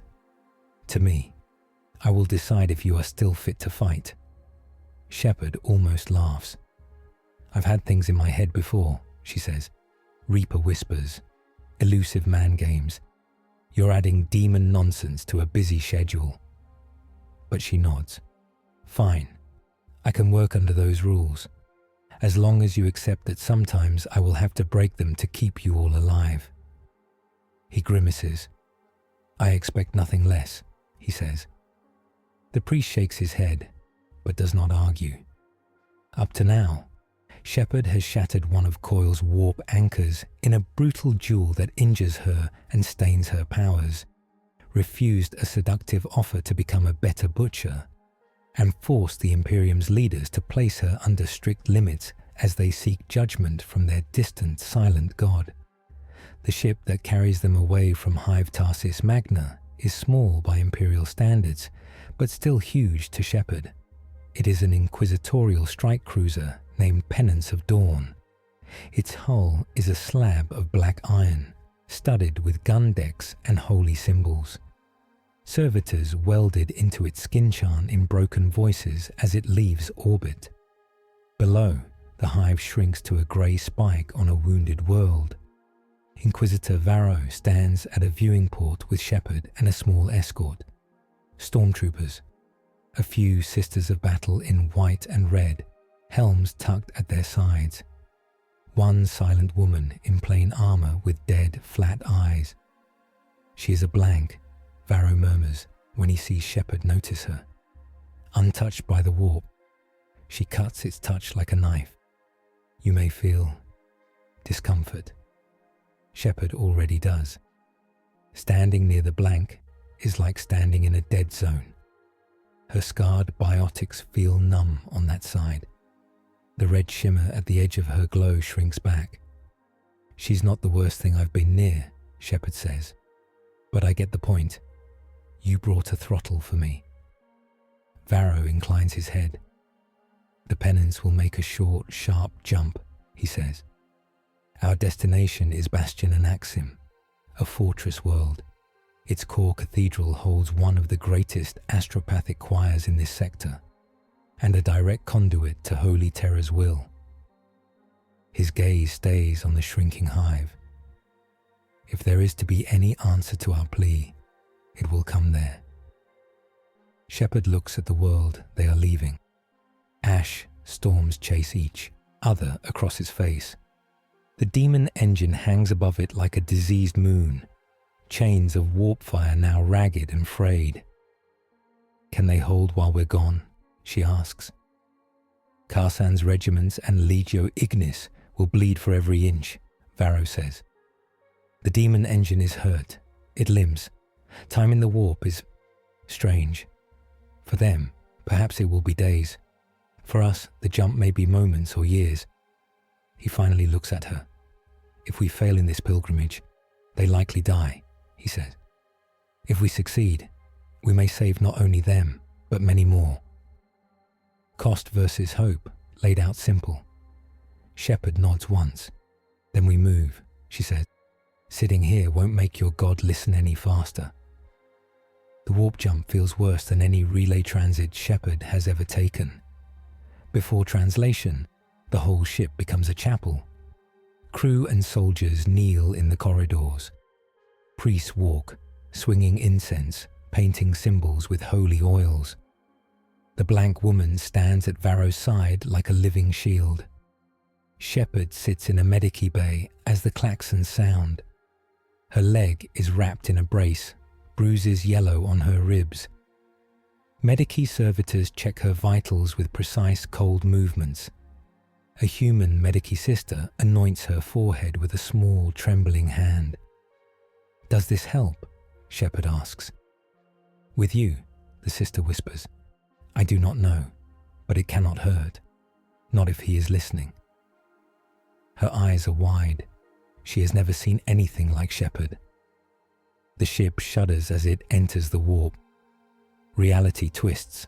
For a moment, the walls seem to breathe. Shepherd grips the bed frame and rides it out. Varro visits her once the shaking settles. He stands at the foot of the bed, hands behind his back. The blank stays outside the door, a cold knot in the hallway. The Medicae servitors switch to quiet mode and roll away. You have led pilgrimages before? He asks. Shepherd huffs a breath. I've led fleets, she says. I've never led anyone to a god who might be dead on a throne. Varro's mouth tightens. Watch your tongue, he says automatically. Then, after a second, he exhales. No, say what you will. I have cursed that throne myself in dark hours. He moves closer. Understand this, Shepherd. The Imperium is not kind. It is not fair. It is a wall built of corpses and fear. But without that wall, chaos eats everything. I have seen worlds where the wall fell. You would not recognize them as places people once lived. His voice is low. My dogma says obey, no matter how hard it cuts, he continues. Your code says weigh, choose, protect as many as you can. Somewhere between those paths is the line we must walk now. He looks at her more closely. Can you accept a chain? Orders from a throne you do not believe in, Shepherd thinks. When I fought the Reapers, I took orders from the council, she says. I didn't always like it. Sometimes I broke them. But I needed their fleets and their trust. I can work under a chain if I know why it's there and what happens when I pull against it. She shrugs one shoulder. What I won't do, she says, is turn my brain off and say yes to every horror because someone wrapped it in gold and said holy. She lifts her hand, flexes her fingers. Blue light flickers, thin red at the edges. I already carry one kind of corruption. I'm not taking yours too. Varro smiles very faintly. Good, he says. We have too many who obey without thought. We need at least one voice in that hall who will ask why, even if she still kneels. He turns to go. You realize, Shepherd calls after him, that if your God tells you to kill me, you'll try. And if I think that order will doom more lives than it saves, I'll fight back. She says it simply. Varro pauses at the door. Yes, he says. He leaves it at that. Up to now, Shepherd and Varro have left the besieged world on a fast inquisitorial cruiser, debated chains and conscience on the way to a fortress world that might carry the Emperor's answer. Midway through the jump, the ship screams, not from metal, from souls. Shepherd jerks awake in her bunk. Her chest feels tight. Her amps burn cold. The deck lurches under her feet. Red light floods the corridors. Vox speakers blare. Warp incursion, a voice shouts. All hands to stations. All armsmen to deck 3. Psyker containment breach. The words blur together in the siren wail. Shepherd grabs her rifle and limps out, brace hissing. Stormtroopers pound past, helms on, guns ready. She falls in beside their sergeant. What happened? She demands. Something pushed at the Geller field, he says. Our psychers screamed. Now the wards are failing on one level. Inquisitor orders us to hold the breach. His voice is steady, but his eyes flick toward the deck as if expecting it to open. They reach a heavy blast door. Charred symbols glow on it. Sisters of battle stand ready with flamer and bolter. The blank woman is there too, face like stone. Varro meets them at the door. Coil's mark rides the warp, he says. He cannot bring his whole ship here, but he can send a echo, a shard of will, shaped around something he knows well. He looks at Shepherd. He chose you. The blast door caves inward, not from explosives, from gravity. The steel bends like thin tin, folded by an invisible hand. Pieces float, then slam into walls. Through the broken door steps Commander Shepard. Not the real one. She is still standing, rifle up, pain in her leg. This Shepherd is taller, armor darker, with warp fire burning in the seams. Her eyes glow cold and blue, rimmed in sickly red. She looks at Shepherd with a small, mocking smile. I told you, she says in 2 voices, one human, one echoing. You could be so much more. She moves like Shepherd. Even her stance is the same, only sharper. Stormtroopers flinch. A few make the sign of the Aquila. Varro's hand tightens on his bolt pistol. Mirror foe, he whispers. A warp shadow, built from your choices and his hunger. He shows you what you might become if you step fully into his math. His teeth bare. The warped Shepherd lifts a hand. A mass effect field rolls out, perfect, clean, and huge. It pins 3 stormtroopers to the ceiling. Their armor groans under the crushing force. That's my flaw, Shepherd realizes. Out loud, she says, you hit harder because you don't care who you crush. The Shadow Shepherd laughs. I care, she says. I care about the total. The end screen where more bars are green than red. I just cut the middle step. No hesitation, no guilt, no pretending that mercy doesn't cost lives too. She looks past Shepherd to Varro. This is the Shepherd you wish you had, Inquisitor. One who burns hives with a clear heart. Varro's jaw tightens. He does not answer. The blank steps forward. Her presence hits both Shepherds like a wall. The real Shepherd feels her tainted biotic shrink, then steady. The shadow hisses. Get her away from me, the warp echo snarls. Her next biotic push stutters and twists. Shepherd seizes the moment. She doesn't try a big field. She remembers Coil's null tricks. She picks something small, tight. She flicks a micropull at a loose pipe above the shadow's head. It comes loose, swinging down. Not enough to crush, but enough to distract. Shepherd throws herself sideways at the same time. Bolter fire from a sister of battle rips past where she was. It slams into the shadow instead. Warp Shepherd's shields flare. Some bolts get through. Her armor spits sparks and smoke. You think smaller now, the echo sneers. And you think nothing, Shepherd snaps. You just apply math. That's not strength. That's laziness dressed as courage. They trade fire in the corridor. The warp shadow uses big, sweeping fields, trying to crush whole squads at once. Every time, the blank's presence blunts the worst of it. The real Shepherd sticks to cover, careful bursts, small pulls and pushes that don't give Coil much to twist. Even so, the air fills with mangled metal and blood. One sister burns, her flamer exploding in her hands. 2 stormtroopers die to a reversed gravity spike. The deck splits. Shepherd's leg screams with every move. Her amps feel like cracked glass. She knows she cannot win a long fight. The lights go out. For a heartbeat, all is black. Then, from somewhere deep in the ship, a golden light rises. It is not from a bulb, not from a gun. It comes through metal, through stone.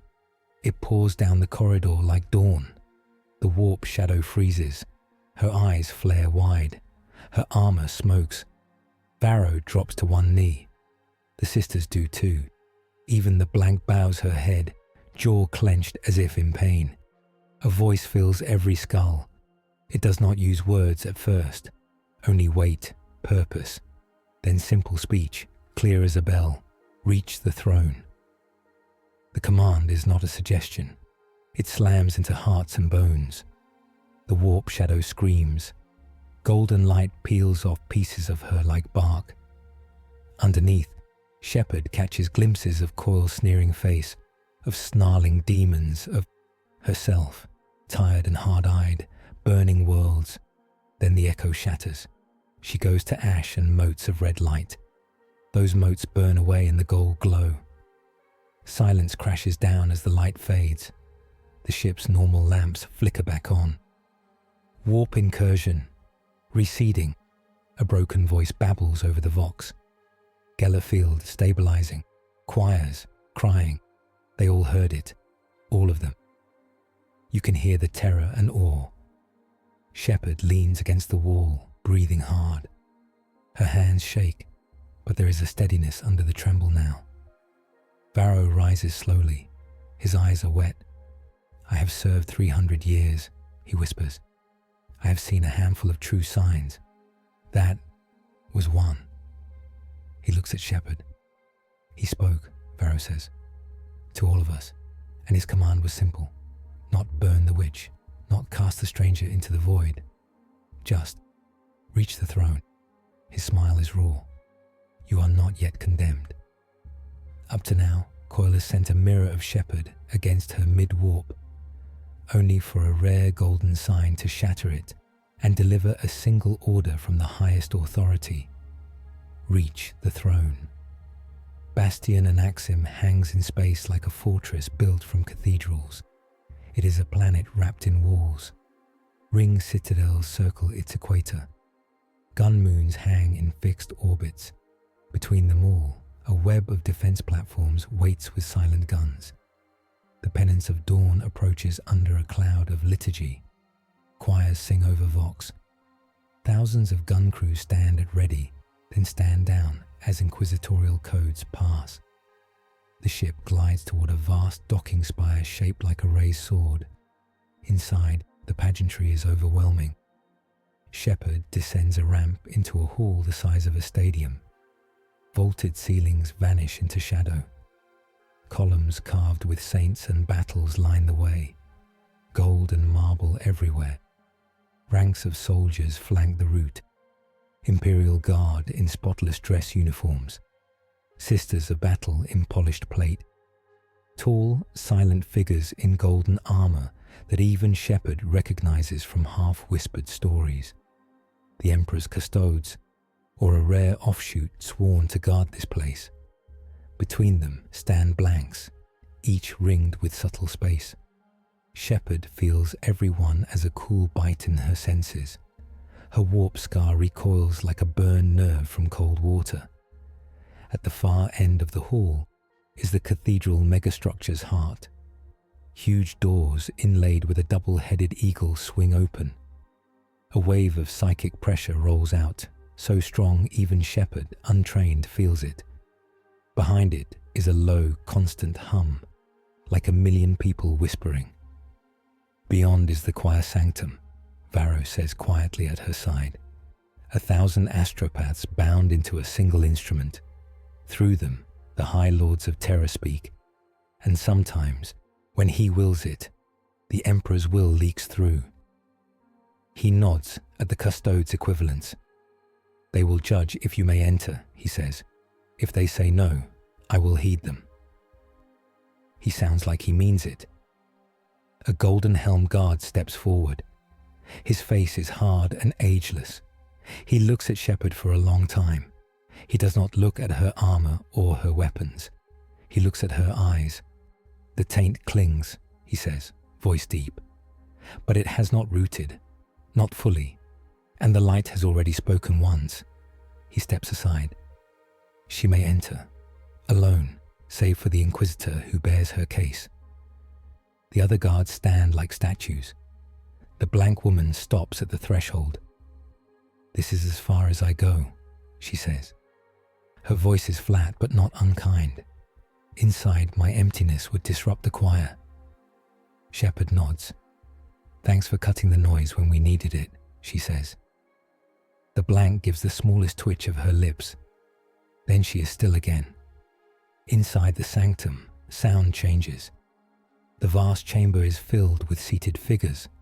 Astropaths, blind, their eyes scarred or bandaged.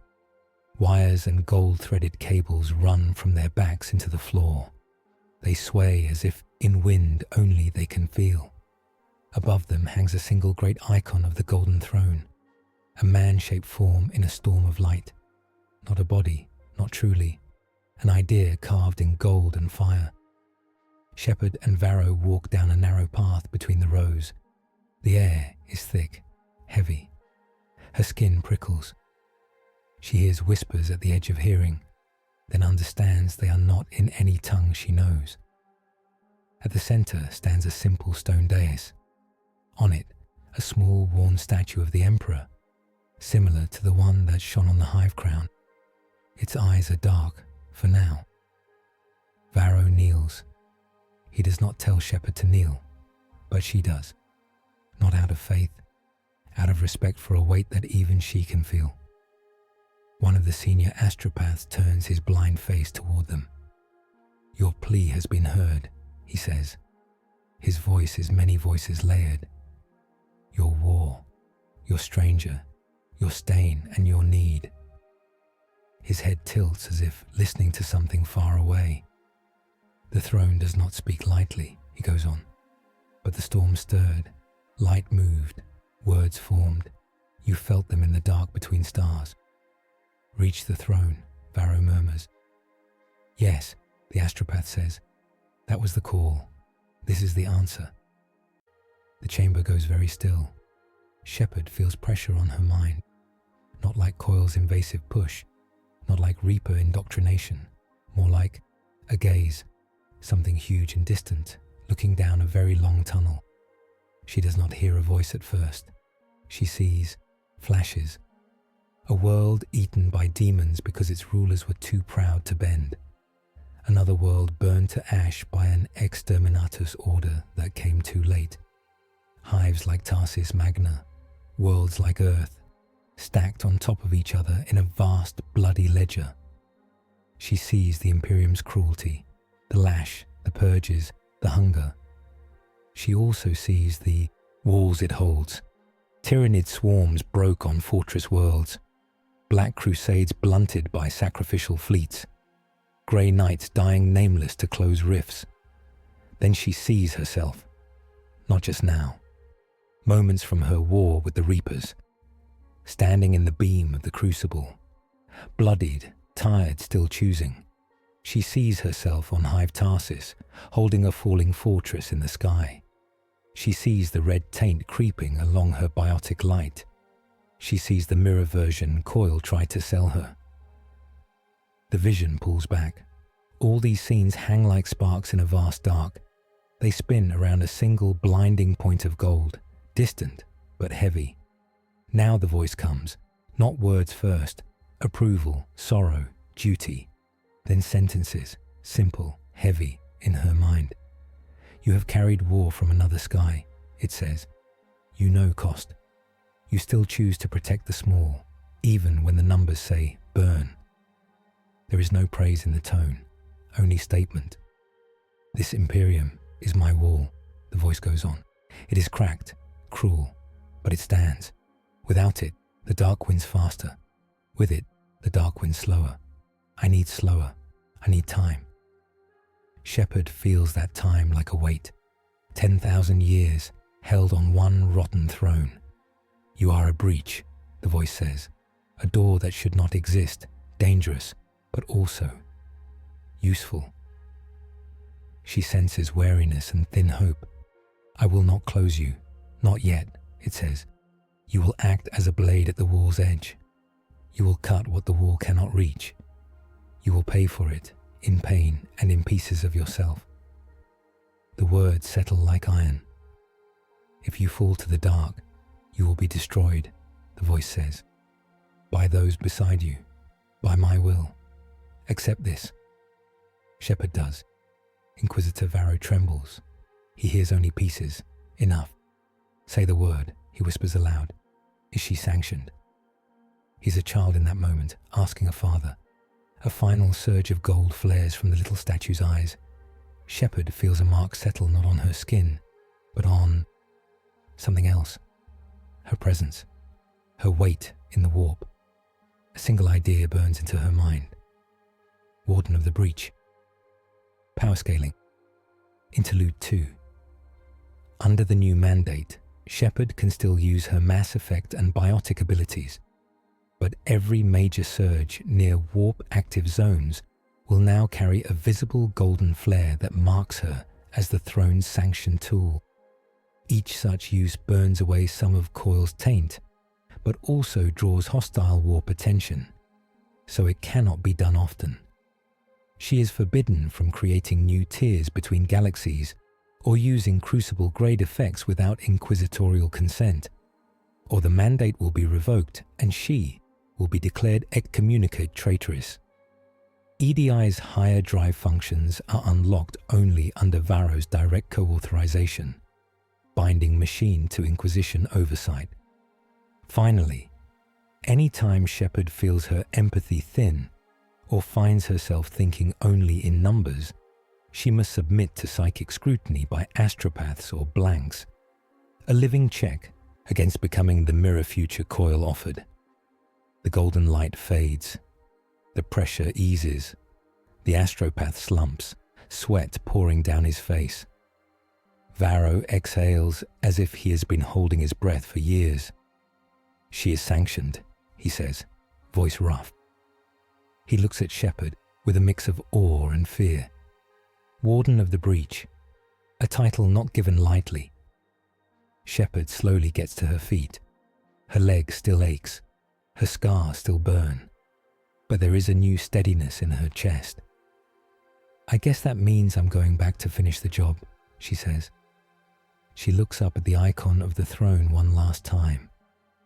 If you gave me this mandate just to watch me fail, that's on you, she thinks, not quite praying.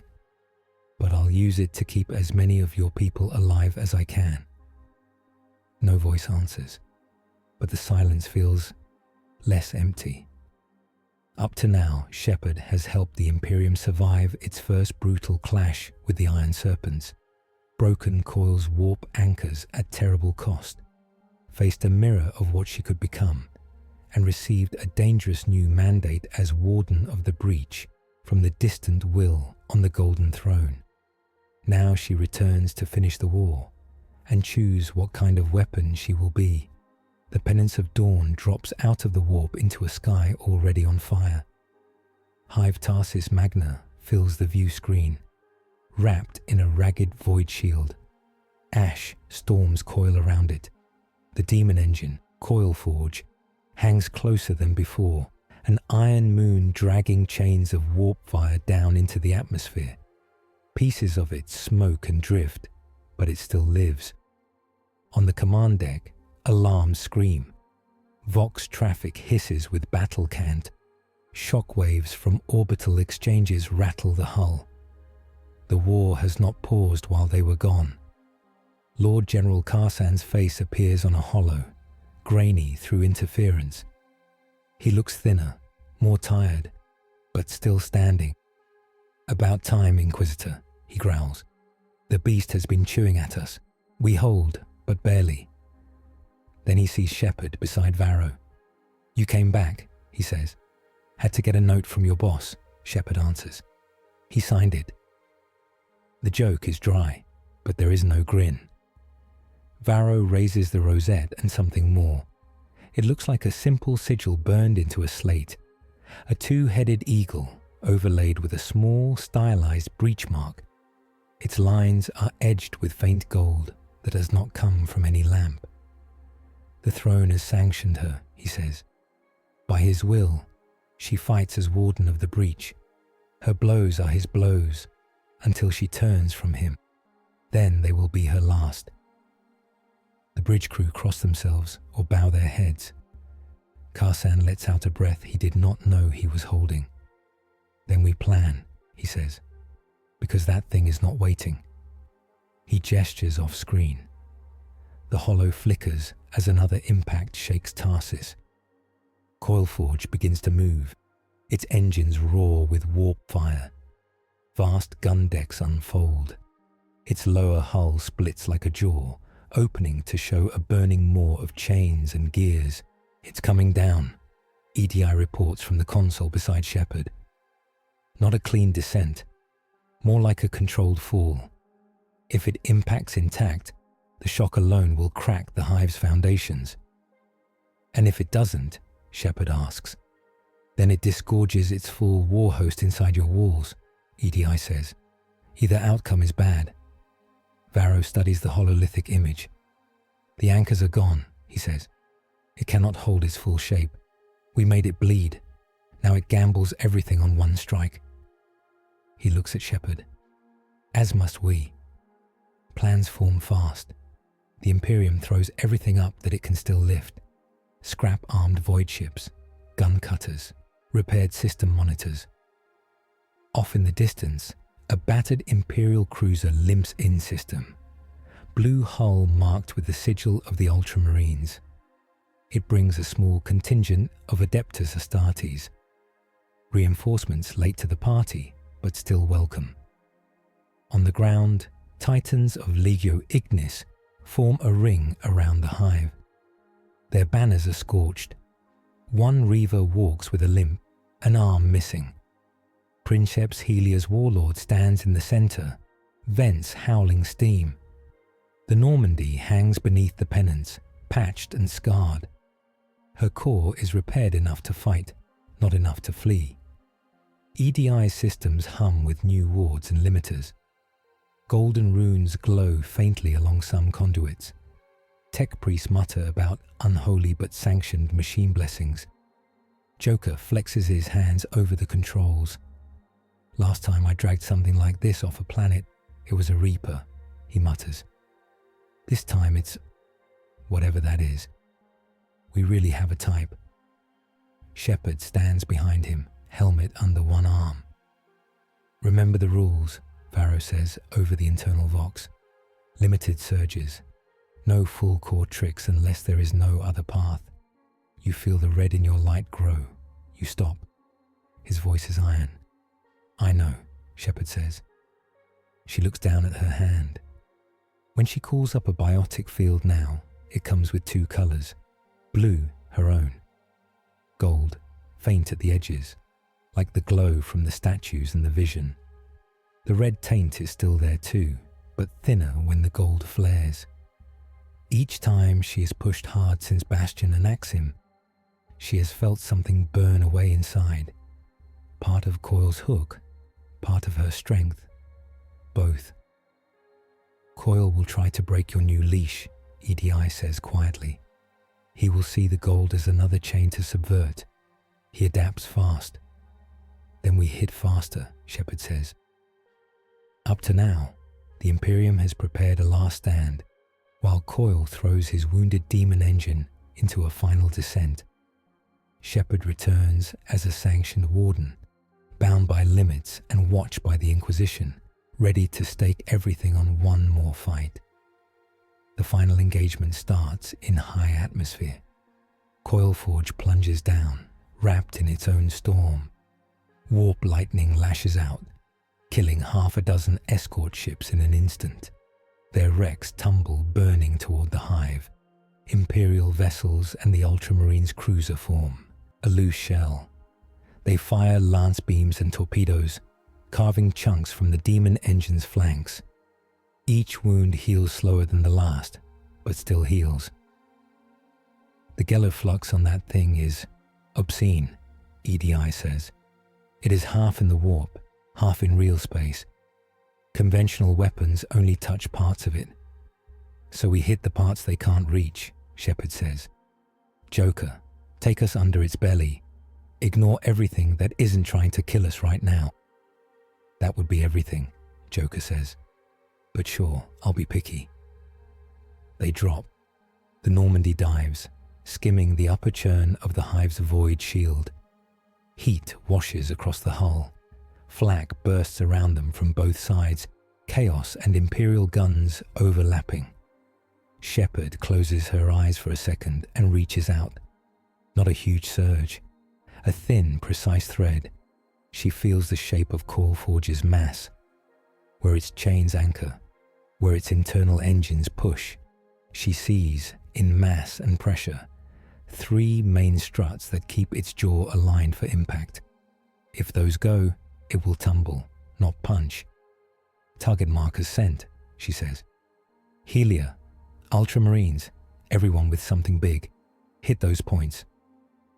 Her voice goes out on the shared command net, now tied to inquisitorial authority. Princeps Helia laughs over Vox, a harsh, exultant sound. At last, a shot worthy of my god machine, she says. We hear you, Warden. We will answer.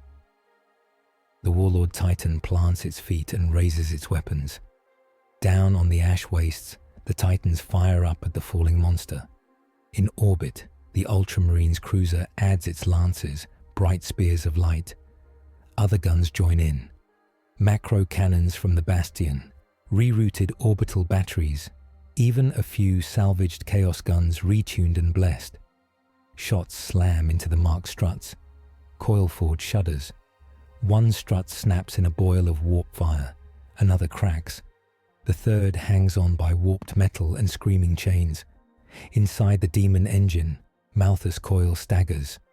He stands in a command spine of bone and iron. Cables plug into his flesh. Demon faces writhe in the walls. You dare, he snarls, watching damage reports bloom. He stretches his senses outward, seeking the familiar flare. He finds Shepherd. He feels the gold in her now, as well as the blue and red. It stings. Ah, he whispers. The Corpse King noticed you. How sweet, how limiting. He grins. Let us see which leash is stronger. He pours power into the null field. The air around the Normandy warps. Mass effect readings spike, then sag. The ship's drives falter. Null resonance rising, EDI calls. Our fields are being inverted. If this continues, we could implode. Joker wrestles with the controls. Not loving the idea of being turned inside out, Commander. Shepherd feels the pressure like a hand on her skull, trying to twist her power backward. It feels like the hive crown, but worse. She could push back alone. She might even win for a moment. But the cost would be high. More red, more stain. Instead, she leans into the new mark. She remembers the gold light in the corridor. The simple, blunt purpose. Reach the throne. Guard the breach. She does not ask for help. She lines her will with that purpose and pushes. When her field flares this time, it flares gold first. The blue rides inside it. The red recoils. The null field meets it and slips, like a hand trying to grip polished metal. For an instant, gravity around the Normandy snaps clean. "Window!" EDI shouts. 17 seconds of stable field if you keep that burn. "That's all I need," Shepherd says. She pours that clean, harsh light into one act. She locks onto the last intact strut. Core power surges. Every warning light flips red. EDI slams brute force limiters in place to keep the core from ripping itself out of the hull. The Normandy's guns fire a short burst, small compared to everything else. But the slugs ride a wrapped thread of mass distortion sharper than anything she has ever thrown. They hit the strut and do not explode. They pass through, dragging a ribbon of crushed reality with them. The strut folds, then snaps. Coil-Forge groans. Its descent wobbles. The neat impact vector turns into a stagger. The whole daemon engine begins to tumble. Shepherd feels something tear inside with that push. Her vision blurs. Her amps scream. For a moment she hears whispers like those from the Reapers, layered with new tones. Then the gold flicker burns them back, searing. "Core at critical strain," EDI says. "We cannot do that again without permanent damage. To the ship and to you." "Good," Shepherd says through clenched teeth. "We won't have to." Coil howls inside his falling fortress. "You think to cripple me," he spits. "You have only changed the manner of your doom." He wrenches at control chains, trying to stabilize. But the anchors are gone. The struts are broken. The Coil-Forge is too damaged to obey. Instead of a single, killing impact, it begins to shear across the upper edge of the void shield. Warp fire scrapes against the field, flaying pieces off the daemon engine. Chunks fall off in flaming arcs. Some are war engines that crash on the wastes, disgorging traitor marines into the teeth of waiting guard and titans. Some are shrieking masses of bound demon that gutter out in the shield's crackle. The biggest piece still coming is the core, wrapped around Coil's throne. "That part," Carson says over the Vox, "that part must not hit the hive." His voice is hard and flat. "Agreed," Varro says. He is on the ground now, in the bastion, watching through hollow feeds. "We cut out the heart, or this is all for nothing." "Then we board it," Shepherd says. Silence meets that. "We cannot teleport through that storm," an ultramarine captain says. "Even our terminators would scatter." "Drop pods would burn," Helia adds. "And my titans cannot jump that high." "The Normandy can still get close," Shepherd says. "We punch through the edge, ride it for as long as we can, and I take a team into the core. We finish Coil. Your guns kill whatever is left." She does not say what happens to the Normandy if they misjudge. Varro's voice is quiet. "You know the cost," he says. "I always have," she replies. Minutes later, the Normandy tears through a thinning patch in the void shield. Her hull screams. Paint vaporizes. One of her wings loses a plate. They latch onto the tumbling core with docking clamps that were never made for this. Mag anchors bite into demon metal. Lock is as good as it's going to get, Joker says. The ship shudders like an animal under a storm. The docking corridor groans. Shepherd stands in the airlock in full armor. Beside her are a handful of chosen fighters, 2 stormtroopers, 1 sister of battle, an ultramarine in blue plate, his helmet marked with the Omega symbol and a single white stripe, Varro himself, rosette visible, bolt pistol and blessed blade at his belt. "You don't have to come," she tells the Inquisitor. "On the contrary," Varro says, "if this is the heart of the heresy, my place is in its death, and if you fall, someone must carry word back." His eyes flick to the Ultramarine. The Astartes nods once. "Captain Eutychios," he introduces himself. "By Guilliman's will, I will see this done." He does not waste words. The airlock opens. Heat and static roll in. They step into a docking tunnel of blue light and mag field, hammered by the tumbling motion. At the far end, a ragged hole in demon metal gapes. Beyond it, the core of Coil-Forge burns. They cross. Inside is a nightmare. Metal and bone fuse into one. Pipes pump glowing warp fluid. Faces push from walls, mouths opening in voiceless screams. The gravity is wrong in places. Their boots stick, then float, then slam. Coil's voice echoes through the corridors. "You come to my heart at last," he says. "Good. I would not have you die in some nameless trench." Laughter shakes the structure. Warped things and traitor marines stand in their way. The fight is short and brutal. The Sisters' Flamer burns a path through a pack of lesser demons, holy promethium turning them to ash. The Ultramarine is a blunt hammer, his bolter roaring, chainsword chewing corrupted armor.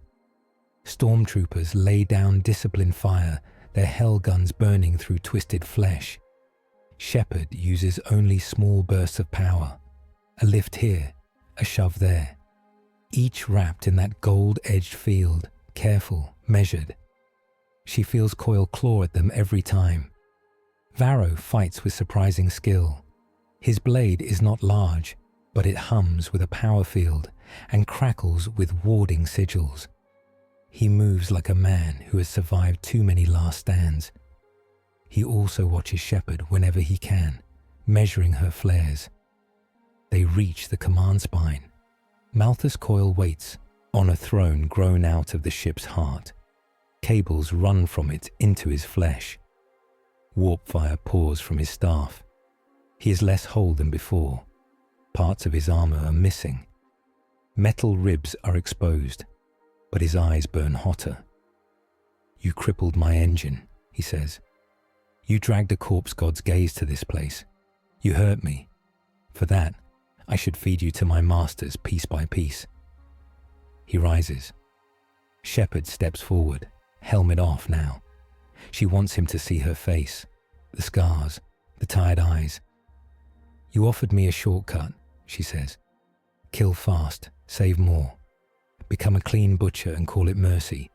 I've seen that offer before. I turned it down then. I turn it down now." She raises her rifle. Coil smiles with too many teeth. "Then die a slow butcher instead," he says. He slams his staff down. Warp storm explodes. The world tilts. Gravity spirals.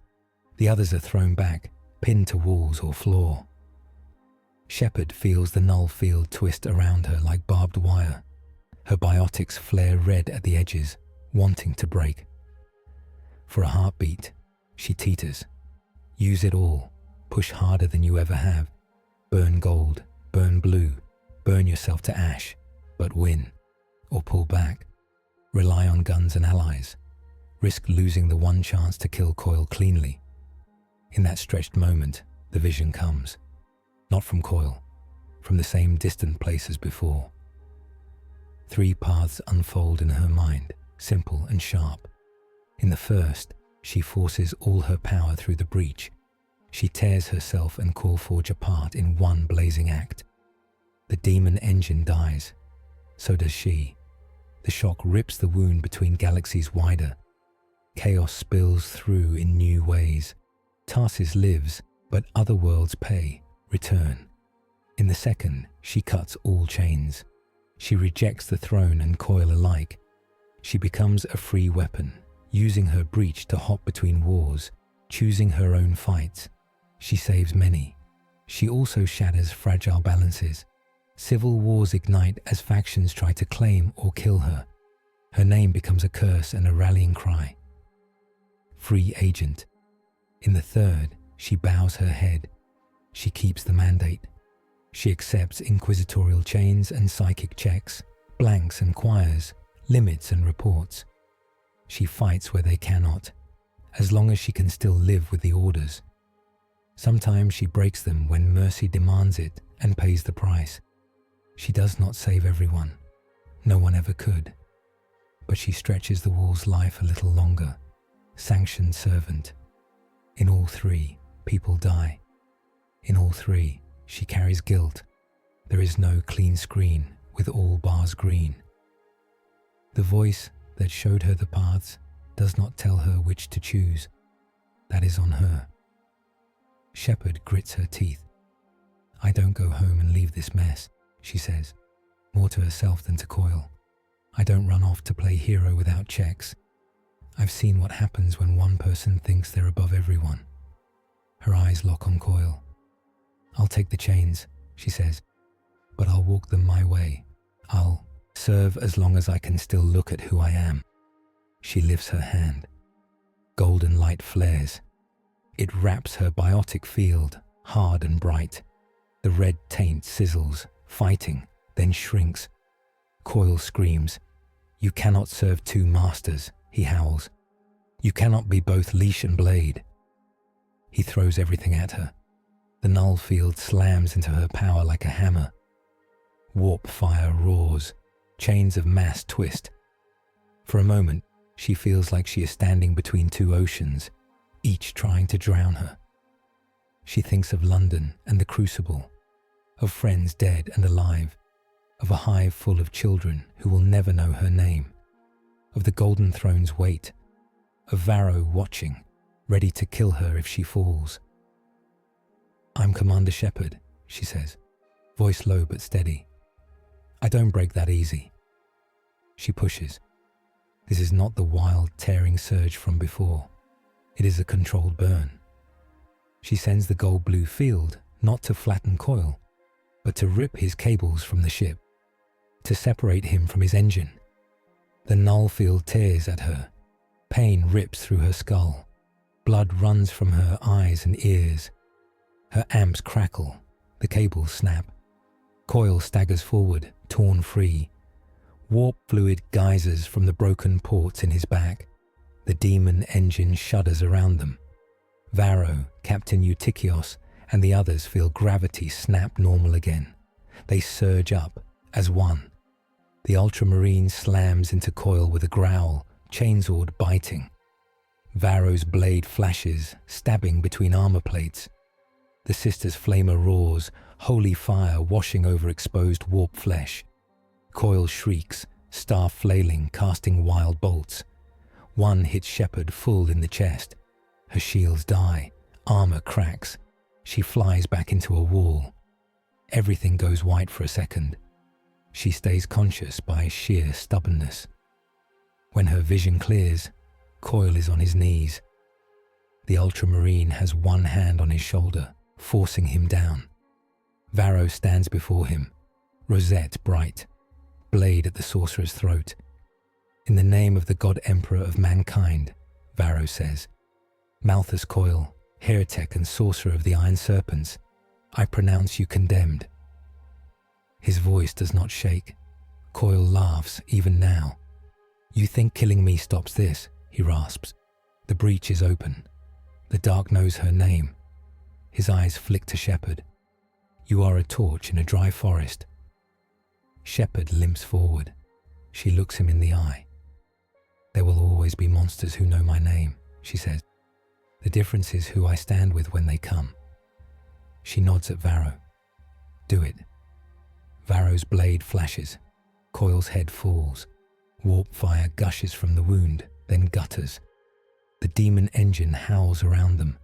Without its master, it begins to collapse, both physically and in the warp. Reality groans as its bindings snap. Time to go, EDI yells over Vox. Structural failure in progress. I have aligned a vector to throw this core away from the hive if you can get clear. The deck pitches. They run. Gravity shifts, but not wildly now. More like a ship dying than a storm twisting. They dive back through mangled corridors, fighting only the ship itself. They hurl themselves across the docking bridge as Coil-Forge begins to fall apart. The mag anchors auto-release. The Normandy pulls away, engines screaming. Behind them, the demon core tears open. Warp fire pours out, but the earlier anchor's loss and Coil's death make it a dying flare, not a growing wound. The Penance and other ships pour fire into the exposed heart, pushing it upward, away. For a few terrifying seconds, it looks like it might still fall on the hive. Then Princeps Helia's warlord fires one last shot. A lance of focused sunlight spears through the falling core. It punches a tunnel through. The remaining mass loses cohesion, breaks into smaller chunks. Most burn up in the upper atmosphere. The biggest pieces splash down in distant wastelands, far from the hive. Hive Tarsis Magna trembles, but it does not crack. On the Normandy's bridge, everyone is silent for a beat. Then Joker whoops, one short exhale of disbelief and joy. "We're alive," he says, "and the big ugly is not sitting on top of our new favorite hive. I call that a win." Shepherd leans on the rail, breathing hard. Her biotics feel raw. The gold is there. The red is smaller, but not gone. She feels tired in a way that sleep alone will not fix. Varro's face appears on the CIC hollow. He is streaked with soot and blood. He looks older than he did that morning, but he is standing. "It is done," he says. Karsan reports the demon engine is in ruins. Our astropaths say the warp storm is thinning. Hive Tarsis Magna stands. He looks at Shepherd. "And you?" Shepherd thinks about lying, about saying she's fine. Instead, she answers like a soldier. "I'm alive," she says. "My powers hurt to use. Every big push feels like it burns something real out of me. But I can still stand. I can still fight." She meets his eyes. "The mark is still there," she adds. "The gold. And so is a bit of the stain. We're not done watching it." Varro nods slowly. "No," he says, "we are not." Aftermath comes in waves. On the ground, people crawl out from shelters and wreckage. They look up at a sky that is still grey and ugly, but no longer full of a falling god machine. Some weep, some laugh. Some simply go back to work, because that is all they know. In the cathedral bunker, a formal gathering takes place. Karsan in his battered coat, Varro in his scarred armour, Helia, still wired into her warlord by remote links, Captain Eutychios in full blue plate, helm off, face calm. Shepherd stands before them, brace on her leg, armour patched. Her N7 emblem is scratched but visible. Above, stained glass glows with a dull, dusty light. Varro speaks first. "By the throne's will, and under inquisitorial seal, Commander Shepard is confirmed as Warden of the Breach," he says. "She has struck down a demon engine that would have eaten this world and more. She has accepted chains where she could have fled. She has risked corruption to save those she did not know." He looks around. "I will not name her pure. None of us are. But she is necessary." Karsan nods. "My world owes you," he says to Shepherd. "I will carve your name on the walls of the bastion, along with the regiments and titans that bled here. The men will curse you and praise you in the same breath, which is how we remember our best generals." His mouth twists. If you had killed Tarsis to stop that engine, he adds, I would still have understood. I might have tried to kill you, but I would have understood. That you did not have to make that choice is a rare gift. Helia's voice crackles over the vox. Your strange light showed my god machines where to stab, she says. I will tell my tech priest that for once, a new kind of witch was worth the power we spent. Do not make me regret that, off-worlder. It is as close to a blessing as a Titan princeps gives. Captain Eutychios steps forward. The sons of Gilliman have seen you in war, he says. You are no Astartes, but you stood where many would have broken.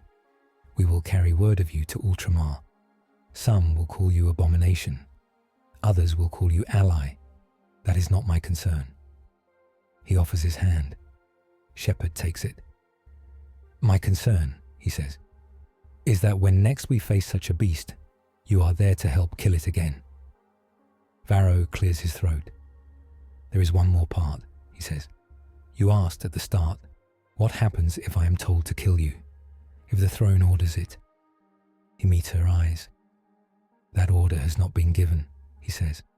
Instead, his will gave you rules, boundaries. You have already named some. I will speak them aloud so all hear. He counts them, one by one. You will not create new breaches between this galaxy and yours. The scar that brought you here is enough. You will not use crucible scale effects without sanction. You will use major surges of your light only when there is no other way, knowing that each burns you and calls the warp's eye. You will submit, after each war, to the eyes of blanks and astropaths to see if the stain is growing. His voice is steady, and, he finishes, if we judge that you have gone too far, if you become the mirror Coil tried to make, I will end you, myself, if need be. The room is very quiet. Shepherd nods. I accept that, she says, on one condition. Varro raises an eyebrow. Say it, he says. You write it down, she says. All of it. The rules, the reasons, the lines we won't cross unless there is truly no other choice. You give that to your successors. So if someone tries to use me, or whoever comes after me, as a blunt tool for their own power, there's a record of what we actually agreed. She gives a small, tired smile. I've seen too many secret mandates twisted by people who like the word necessary a little too much. Varro considers. Then he nods. Done, he says. A codicil of the breach, signed under inquisitorial seal, archived at Bastion and Axim, and, if we can manage it, copied to Terra. He inclines his head. You are a strange servant, he says, but perhaps a needed one.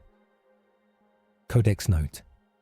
By decree of the Ordo Xenos, and under a rare echo of the throne's will, Commander Shepard is recorded in the annals of the Segmentum Obscurus as Warden of the Breach, a sanctioned anomaly allowed to wield forbidden power so long as strict chains and costly limits are observed.